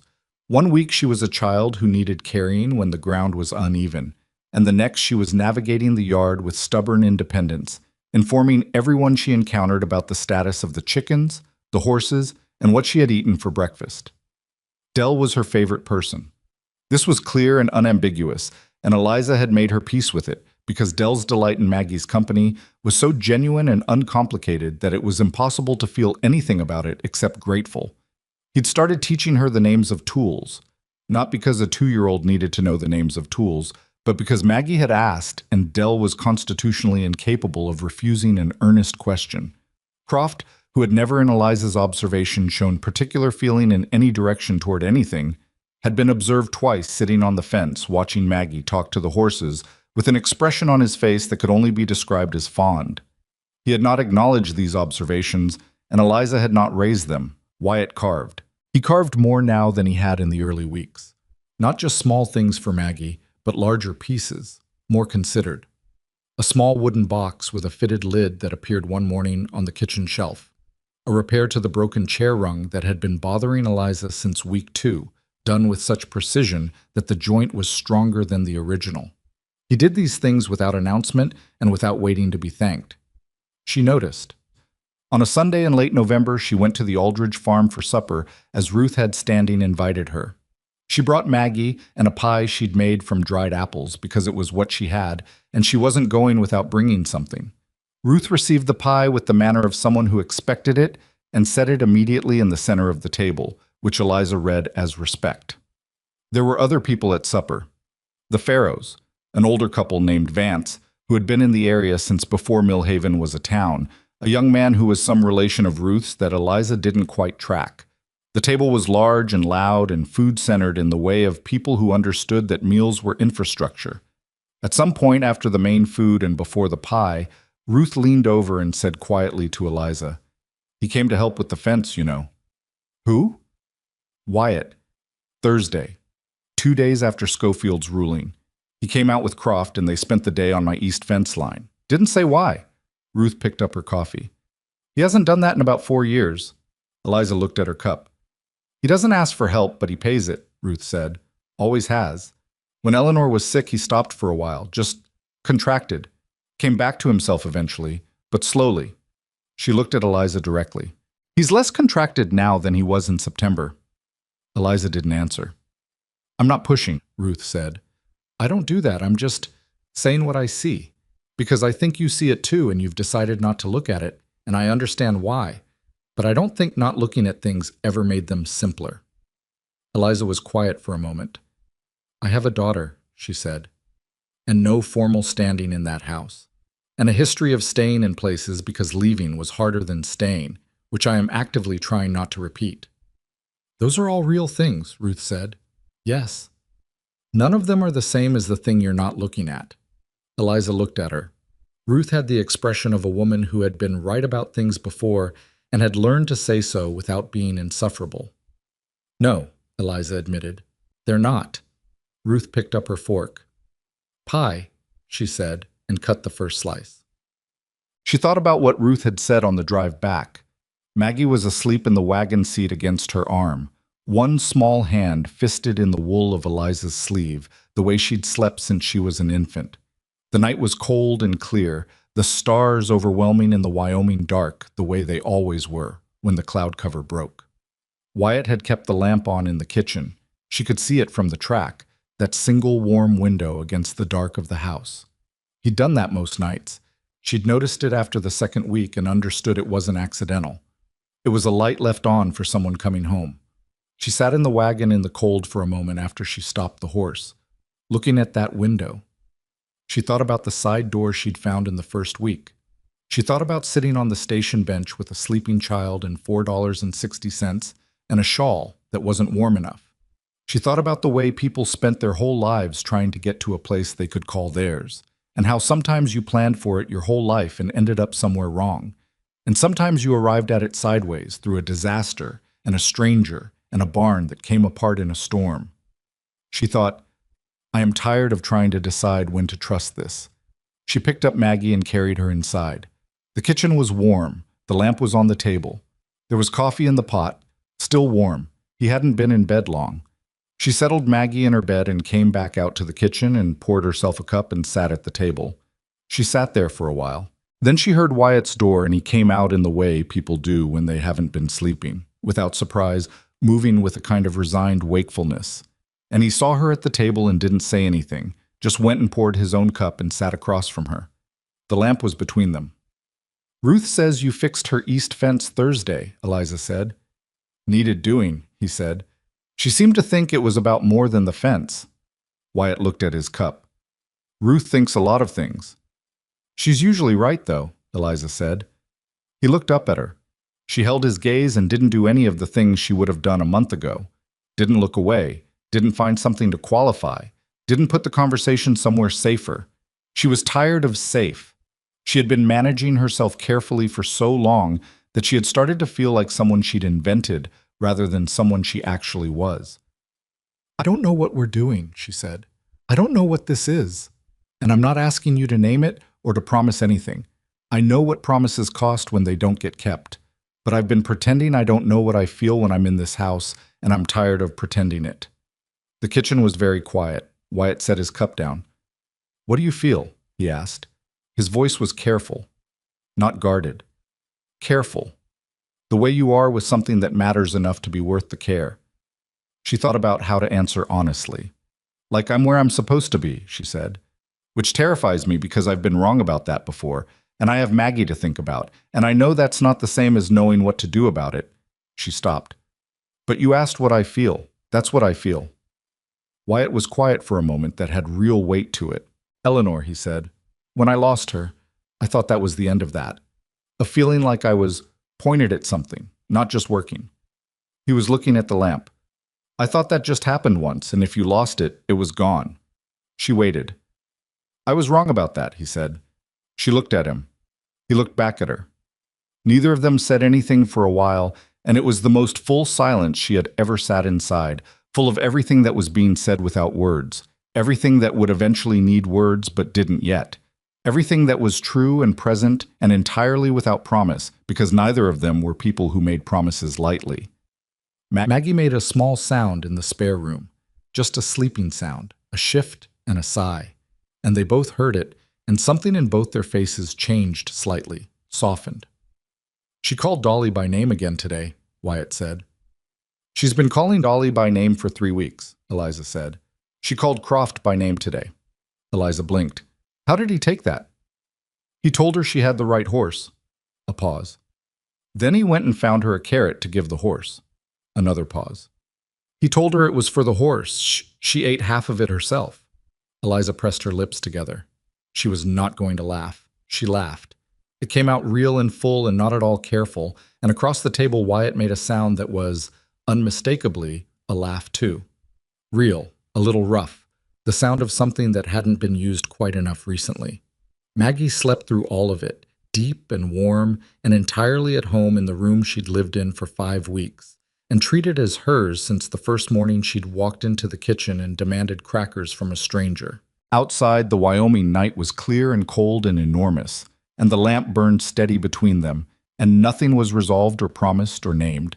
And that was all right, because the night was long and the coffee was still warm, and they were both, for the first time in a long time, in no particular hurry to be anywhere other than exactly where they were. The lamp burned down some time before either of them moved. Eliza noticed it first, the light going amber and lower, the wick needing attention. And she got up and trimmed it without thinking, the way you do things in a place you've learned by habit. And when she sat back down, the light was steadier, and Wyatt was watching her with the expression she'd come to know as his version of saying something without saying it. "I should sleep," she said. "Yes," he said. Neither of them moved for another few minutes. Then she went to bed, and she lay in the dark beside Maggie's warmth and looked at the ceiling and did not try to solve anything. She just let it be what it was, complicated and real and not yet named. And eventually she slept, and the night passed, and morning came in through the flour sack curtain the same as always. December arrived without ceremony. The ranch work contracted the way it always did in deep winter. Less to do outdoors, more to maintain, a different quality of labor that was about holding what you had rather than building toward anything new. The days were short, and the nights were long, and the kitchen became the center of everything, the place where the day started and ended, where Maggie held court over her carved animals, and Dell appeared for coffee with reliable cheerfulness, and Croft came in for meals with the slightly improved expression of a man whose life had recently been made more orderly without his having to ask for it. Eliza baked bread every other day because she'd learned that was the rate at which it disappeared. She kept the stove fed and the kitchen clean and the larder inventoried, and on the days when the outdoor work allowed it, she sat at the table in the afternoons and did the ranch accounting. Wyatt had handed her the ledger one evening without preamble, saying only that she was better at numbers than he was, and that she'd see why when she looked at the last 3 years of entries. And she had looked, and she had seen, and she had spent 2 weeks quietly reorganizing 4 years of records that were accurate but impenetrable and produced a system that made sense. He did not say thank you for this. He said, looking at the new ledger, "I can actually read this," which from Wyatt was the same thing. The water rights ruling came through from Schofield on the 14th of December. Written confirmation, stamped, formal. The Callahan August filing was confirmed as primary. The Gaines October filing was recorded as secondary and would not advance while the Callahan claim remained active. The complaint had been formally noted in the county record as dismissed for insufficient basis. Wyatt read it twice at the table. Then he folded it and put it in the drawer with the deed and the employment contract and Eleanor's photograph. "That's done then," he said. "That part of it," Eliza said. He looked at her. He knew what she meant. Gaines would find another way eventually, or he wouldn't, and either way the ranch would deal with it. That was not pessimism. That was just the accurate understanding of how things worked on the frontier, where nothing was ever finally resolved, only currently managed. "That part of it," he agreed. She poured him coffee and he drank it, and they talked through the week's work, and it was ordinary, and she had learned by now that ordinary was not nothing. Ordinary was what you got to have after the hard things. It was the reward that didn't look like a reward because it didn't come with ceremony, just with the quiet daily proof that you had made it through. Gaines came one more time. She hadn't expected it to be so direct. She'd expected another layer of paperwork, another complaint filed through some channel she'd have to locate and address. Instead, on a Thursday morning in mid-December, he arrived at the ranch himself. Alone, this time. No riders. Just Gaines in his wagon with his expensive coat and his land trust and whatever calculation he'd been running since Schofield's ruling had closed the door he'd spent months building toward. Wyatt was in the barn. Eliza was on the porch with a basket of mending when she saw the wagon coming up the north track. She set the mending down. She did not go inside. She did not call for Wyatt. She stayed on the porch and watched Gaines come, and when his wagon stopped in the yard, she was standing at the top of the porch steps with her arms at her sides, and her face arranged around the understanding that this conversation would be what she made it. Gaines looked at her. Something moved across his face. Not quite surprise, but the adjustment of a man who'd expected a different configuration. "Miss Monroe," he said. "Mr. Gaines." She kept her voice even. "Wyatt's in the barn. I can get him, or you can tell me what you came to say." He studied her for a moment. Then he climbed down from the wagon and stood in the yard. And she noticed that without the three riders behind him, he was just a heavy-set man in a good coat, no longer a threat in formation, but a single person with a problem he hadn't solved. "The Schofield ruling," he said. "Yes. I'm not here to contest it." She waited. Gaines looked at the house, at the repaired east overhang, at the yard, which was orderly, everything where it belonged, the fence lines tight, the animals visible and settled in their paddock. "I've been doing this a long time," he said. He didn't say it with self-pity or with pride. He said it the way a man states a fact about himself that he's been looking at sideways for a while and has just turned to face directly. "The Morrison family. They tell you I'm a hard man." "Are they wrong?" Eliza asked. His jaw shifted. "No." A pause. "I want the water source. I've wanted it for 4 years. That part's not going to change." "Then we understand each other," she said. "What I'm saying—" He stopped. He looked at her. "What I'm saying is I can see when a position has been held. I came here because I thought the hold was weak. I was wrong about that." He looked at the house again. "I'm telling you I was wrong about it. I'm not saying I'm done wanting the water source. I'm saying I'm done going about it the way I've been going about it. It's not—" He stopped again, and she had the unusual experience of watching a man who'd spent a long time doing a thing confront the word for what that thing was, and find he didn't want to say it out loud. "You don't have to say it," she said. "Decent," he said anyway. "It's not decent." The yard was quiet. In the paddock, Dolly made a sound, just a horse sound, nothing particular. And the two younger horses shifted and settled.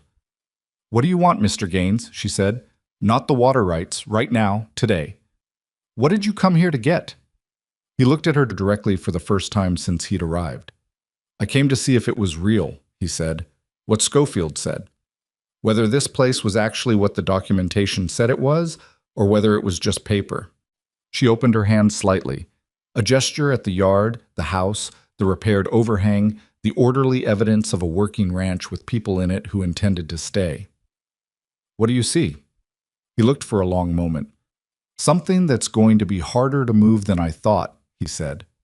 Not a compliment, just an assessment from a man who'd spent his life accurately calculating what was and wasn't movable. "Then you have your answer," she said. He looked at her one more time. Then he climbed back onto his wagon. He turned the horses back toward the road, and halfway down the track he stopped once and looked back. She was still on the porch. He held her gaze for a moment, then faced forward and drove away. Wyatt appeared from the barn door. He'd come out somewhere in the middle of it. She didn't know exactly when, but she could tell from the set of him that he'd seen enough. He crossed the yard and stood at the bottom of the porch steps. "He'll file again eventually," Wyatt said. "Different angle." "Maybe," Eliza said, "but not today. And today is the one I had." Wyatt looked at her. That particular look she'd stopped trying to translate because it had too many things in it for any one word to cover. "Come inside," he said. "It's cold." She came inside. Christmas came to the ranch the way it came to most working places on the frontier, practically without much decoration, marked more by the quality of the meal than by any ceremony. Ruth Aldridge sent a basket. Ann Farrow sent a jar of something preserved that turned out to be the best thing Eliza had eaten in years. Dell appeared with a paper packet of sugar candy that he said was for Maggie, but that he clearly also intended to eat some of, and nobody commented on this arrangement. Wyatt gave Maggie a carved horse on Christmas morning. Not a small rough one like the early carvings, but a detailed piece, the legs articulated, the mane suggested by careful fine cuts, the whole thing sanded smooth. He set it on the table while Maggie was still eating her breakfast, and she looked at it for a full 10 seconds in silence, which was remarkable for a child who usually produced commentary on everything within 2 seconds of encountering it. Then she picked it up with both hands and held it against her chest. "Mine," she said. "Yours," Wyatt confirmed. She looked at him with those serious dark eyes. "Thank you, Wyatt," she said, with the deliberate formality of a child who has been taught to say thank you properly and is applying that teaching at full strength. "You're welcome, Maggie," he said, in exactly the same tone he'd used the morning with the crackers. Eliza was at the stove. She kept her face toward it. She gave Wyatt a pair of gloves she'd sewn herself from a piece of heavy leather she'd bought in town and worked every evening for 2 weeks in the lamplight after Maggie was asleep. She'd patterned them from tracing his working gloves while he was outside, which had involved a certain amount of logistics. They weren't perfect. The right one was slightly tighter across the knuckles than she'd have liked, but they were his size, made for his hands specifically, which was the point. He tried them on. He flexed his hands in them, testing the fit. "The right one's a little," she started. "They're right," he said. She started to say something else, and he looked at her, and she stopped. "They're right," he said again. She looked down at the stove. He wore them all day. January was hard. January is always hard on the Wyoming frontier. Not dramatic, just steady and cold and long. The kind of difficult that doesn't give you a crisis to fight through, just days to get through one at a time. The water troughs iced every morning. The horses needed checking twice a day. The roads were unreliable, and they were largely on their own out there on the North Road, which was both the fact of frontier life and, Eliza had come to understand, something she no longer minded. She had not expected that. She had expected to find the isolation wearing. She'd grown up in a city, in close quarters, with noise and neighbors and the constant low-level awareness of other people. She had thought the silence of the ranch would eventually press on her. Instead, it had become one of the things she depended on. The particular quality of the quiet out here, which wasn't really quiet at all but was full of sounds that made sense, that were proportionate, that didn't demand anything from her. She wrote a letter to a woman she'd known in Cincinnati. Not a close friend, but a decent one, the kind you lose track of without meaning to, and described the ranch and the work and the winter and the way Maggie had taken to frontier life with a completeness that suggested she'd been waiting for it. She did not say everything in the letter. She said enough.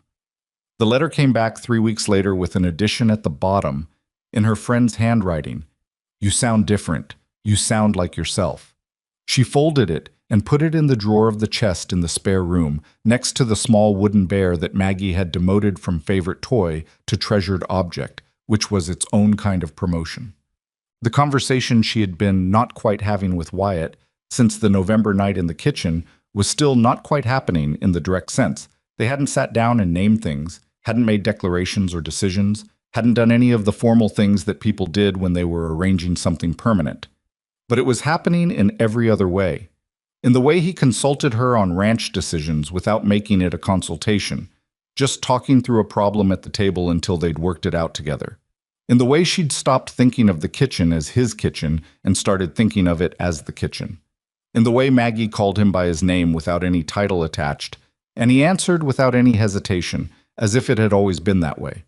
She was aware that what they were building had a shape she recognized. She was also aware that neither of them was in a hurry to formalize it, and she'd spent enough time being afraid of that instinct, reading it as avoidance, as failure of commitment, to understand now that it wasn't. It was care. It was two people who'd both been hurt by things ending badly, making sure that what they were starting was real enough to hold before they put weight on it. The weight would come. She knew that.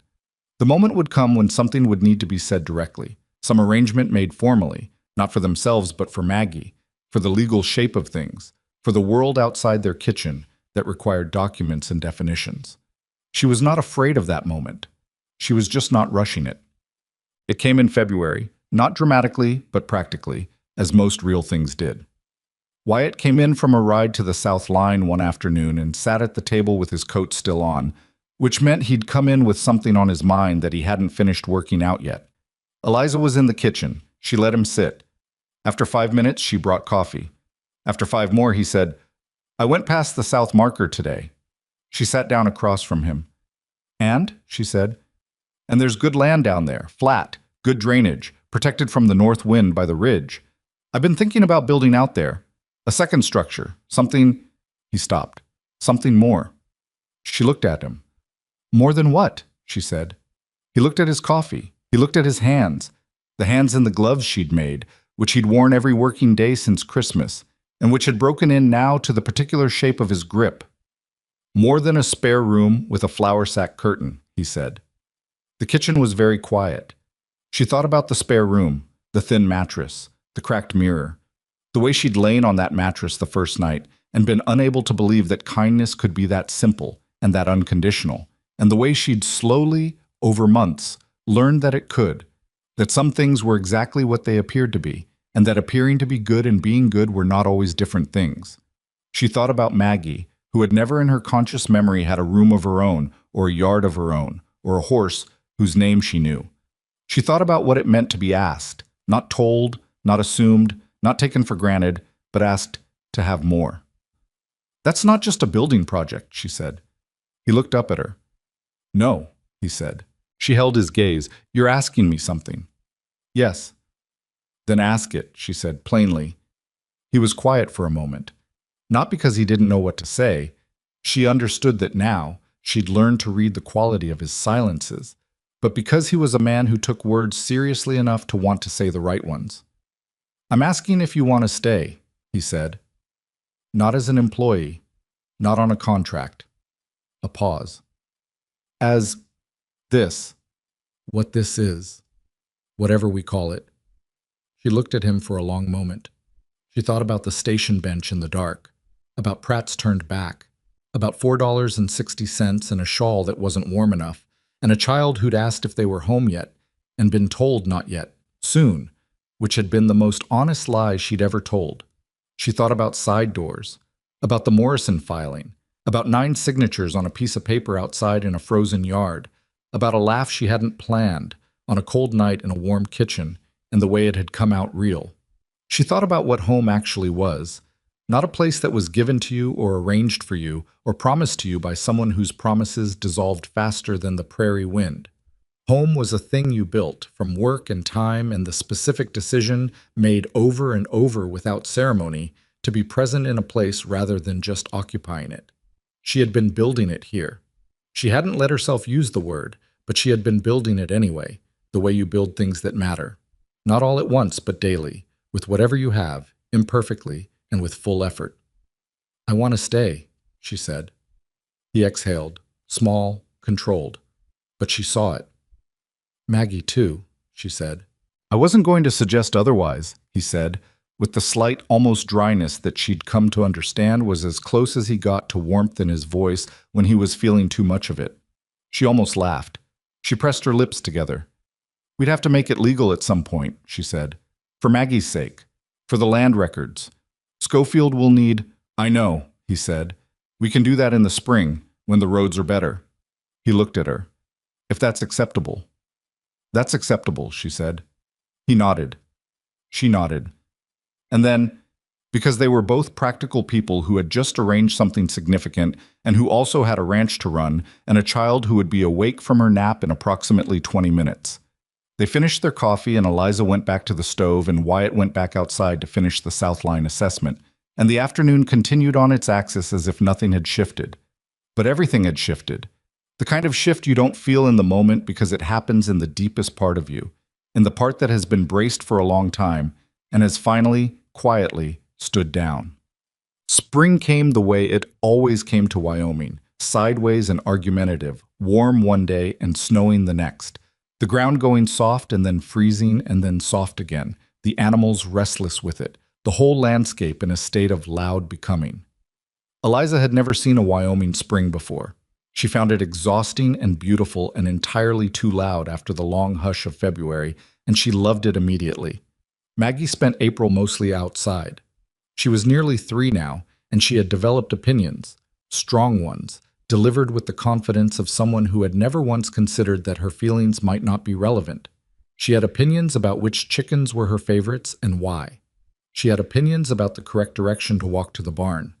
She had an opinion about Croft's hat, which she had told him twice was the wrong color, and which he had not changed, and which she had accepted as a fundamental failing on his part that she was willing to overlook. Croft, for his part, had started saving her pieces of bread crust to give to the horses. He said it was because the horses needed the supplement. Nobody believed this. Dell had taught her to count to 10 in the time it took to walk between the house and the water trough. She counted everything now: eggs, fence posts, steps, the boards on the porch, which she had determined numbered 19, and which she recounted periodically to verify. One morning in early May, Eliza was hanging laundry on the line. The warm wind days were good for drying, the sheets coming out stiff and clean. When Maggie came around the corner of the house at full speed, which was the only speed she operated at, and stopped it in front of her. "Wyatt said there's a new horse," Maggie announced. Eliza kept hanging laundry. "There is. A young one. She came in with the supply wagon yesterday." "Can I name her?" Eliza looked down at her. Maggie had hay in her hair, which was normal, and mud on both knees, which was also normal, and an expression of absolute moral conviction about the naming of horses. "What would you call her?" Eliza asked. Maggie considered this with the gravity it deserved. "Biscuit," she said. Eliza thought about this. "Why Biscuit?" "Because she's the same color," Maggie said, as if this were entirely obvious. Eliza looked at the laundry. "Go ask Wyatt." Maggie was gone around the corner before the sentence was finished. Eliza stood at the laundry line in the May morning, a sheet in her hands, the wind pulling at it, and she listened to the yard, to the sound of Maggie's feet on the hard ground, to Dell's voice somewhere near the barn, to the particular rhythm of the ranch going about its business in the warmth of the new season. And she felt something she didn't immediately name because it was too large and too simple at the same time. She felt arrived. Not at a destination she'd planned. She had not planned any of this. Not the bench at the station, not the wagon coming through the dark, not the barn or the contract or Schofield's office, or the night in the kitchen when she'd said out loud the things she'd been refusing to say. She had not planned to be standing at a laundry line in Wyoming on a May morning with her heart this quiet. You don't plan the things that matter most. You plan for safety and stability and the absence of disaster, and those are necessary things to plan for, and planning for them is its own form of dignity. But what you actually get, when you get something worth having, is rarely what you arranged. It comes through the side door you found by accident in your first week, on a night when the structure is coming down, and everything depends on you knowing where it is. She had found it by paying attention, by deciding, even when she was frightened and uncertain and not at all sure she was welcome, to know the place she was in, to treat it as real rather than temporary, to act as though she belonged until she did. That was the thing she understood now that she hadn't understood before. Not fully, not in her body, the way she understood it now. Belonging was not given. It was not waiting for her in the right arrangement or the right man or the right contract. Belonging was what happened when you stopped standing at the edge of a place and walked to the middle of it and started doing the work. She had done the work, and here she was. They were married on the first Saturday in June, in the yard of the ranch, with the Aldridges and the Farrows and Cal Briggs, and his family, and Walt Pruitt from the post office, and a justice of the peace from Millhaven, who arrived 2 hours late because his horse had been obstinate about a mud patch on the North Road, and who apologized to everyone individually, which took some time. Ruth Aldridge cried, which she denied doing. Dell cried openly and without apology. Croft did not cry but stood very straight and was observed blinking several times in quick succession, which everyone agreed to accept as weather-related.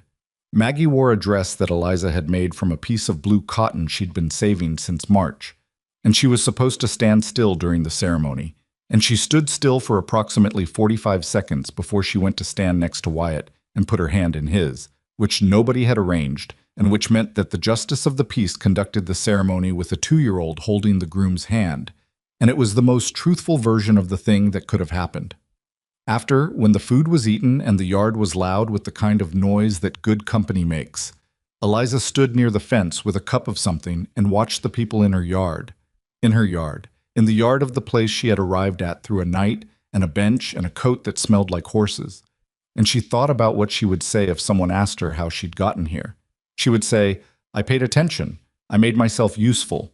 I found the side door." She would say, "I was in so much trouble that I stopped being careful about trust, and that turned out to be the right thing." She would say, "A man I didn't know did something decent when he didn't have to, and I did something decent back. And we kept doing that until we'd built something neither of us could have built alone." What she knew, what she understood now in the way you only understand things when you're standing in the middle of them, was this. The frontier does not care about your plans. It does not care about your contracts or your correspondence or the promises made in letters with fold lines worn through from being read too many times. It only cares about what you do when the structure starts coming down, whether you know where the side door is, whether you go through it. She had gone through it. So had he. And that, in the end, was the whole of it. Not a perfect story, not a clean one, not one without damage and cold, and the long, slow work of proving yourself to a place that had no particular reason to accept you. Just two people who had both learned, through loss and difficulty, and the particular stubbornness of people who refused to be done. That family was not always the thing you were born into. Sometimes it was the thing you walked toward in the dark, not knowing if it would hold you, choosing to find out anyway. Maggie had fallen asleep against Wyatt's shoulder by the time the last wagon left. He carried her inside without waking her, the way he had carried her things on the first night. Without ceremony, without making it a moment, just doing it because it was what needed doing. Eliza watched him lay the child down in the room that would soon be replaced by something larger, something built for her, something that was hers. He came back out to the main room. She was at the table. He sat across from her. The lamp was between them, the same as always, steady and warm. "Done," he said. "Yes," she said. He looked at her. She looked at him. Outside, the June night was warm for Wyoming, and the stars were out over the ranch that had once been a quiet place of right-sized emptiness, and was now, without announcement, something else entirely. She reached across the table. He took her hand. They sat like that for a while. No particular hurry, nowhere else to be.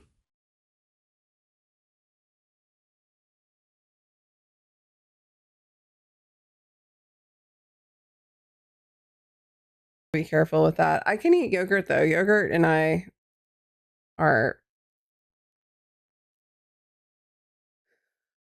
tells the story of a Rainbow Randolph, the corrupt costume star popular children's show who was fired over the bribery scandal. You just deal with the pain. Is that what you're telling me, Solemn? Or do you just do you do the lactose pills? Excuse me. Nice. All right.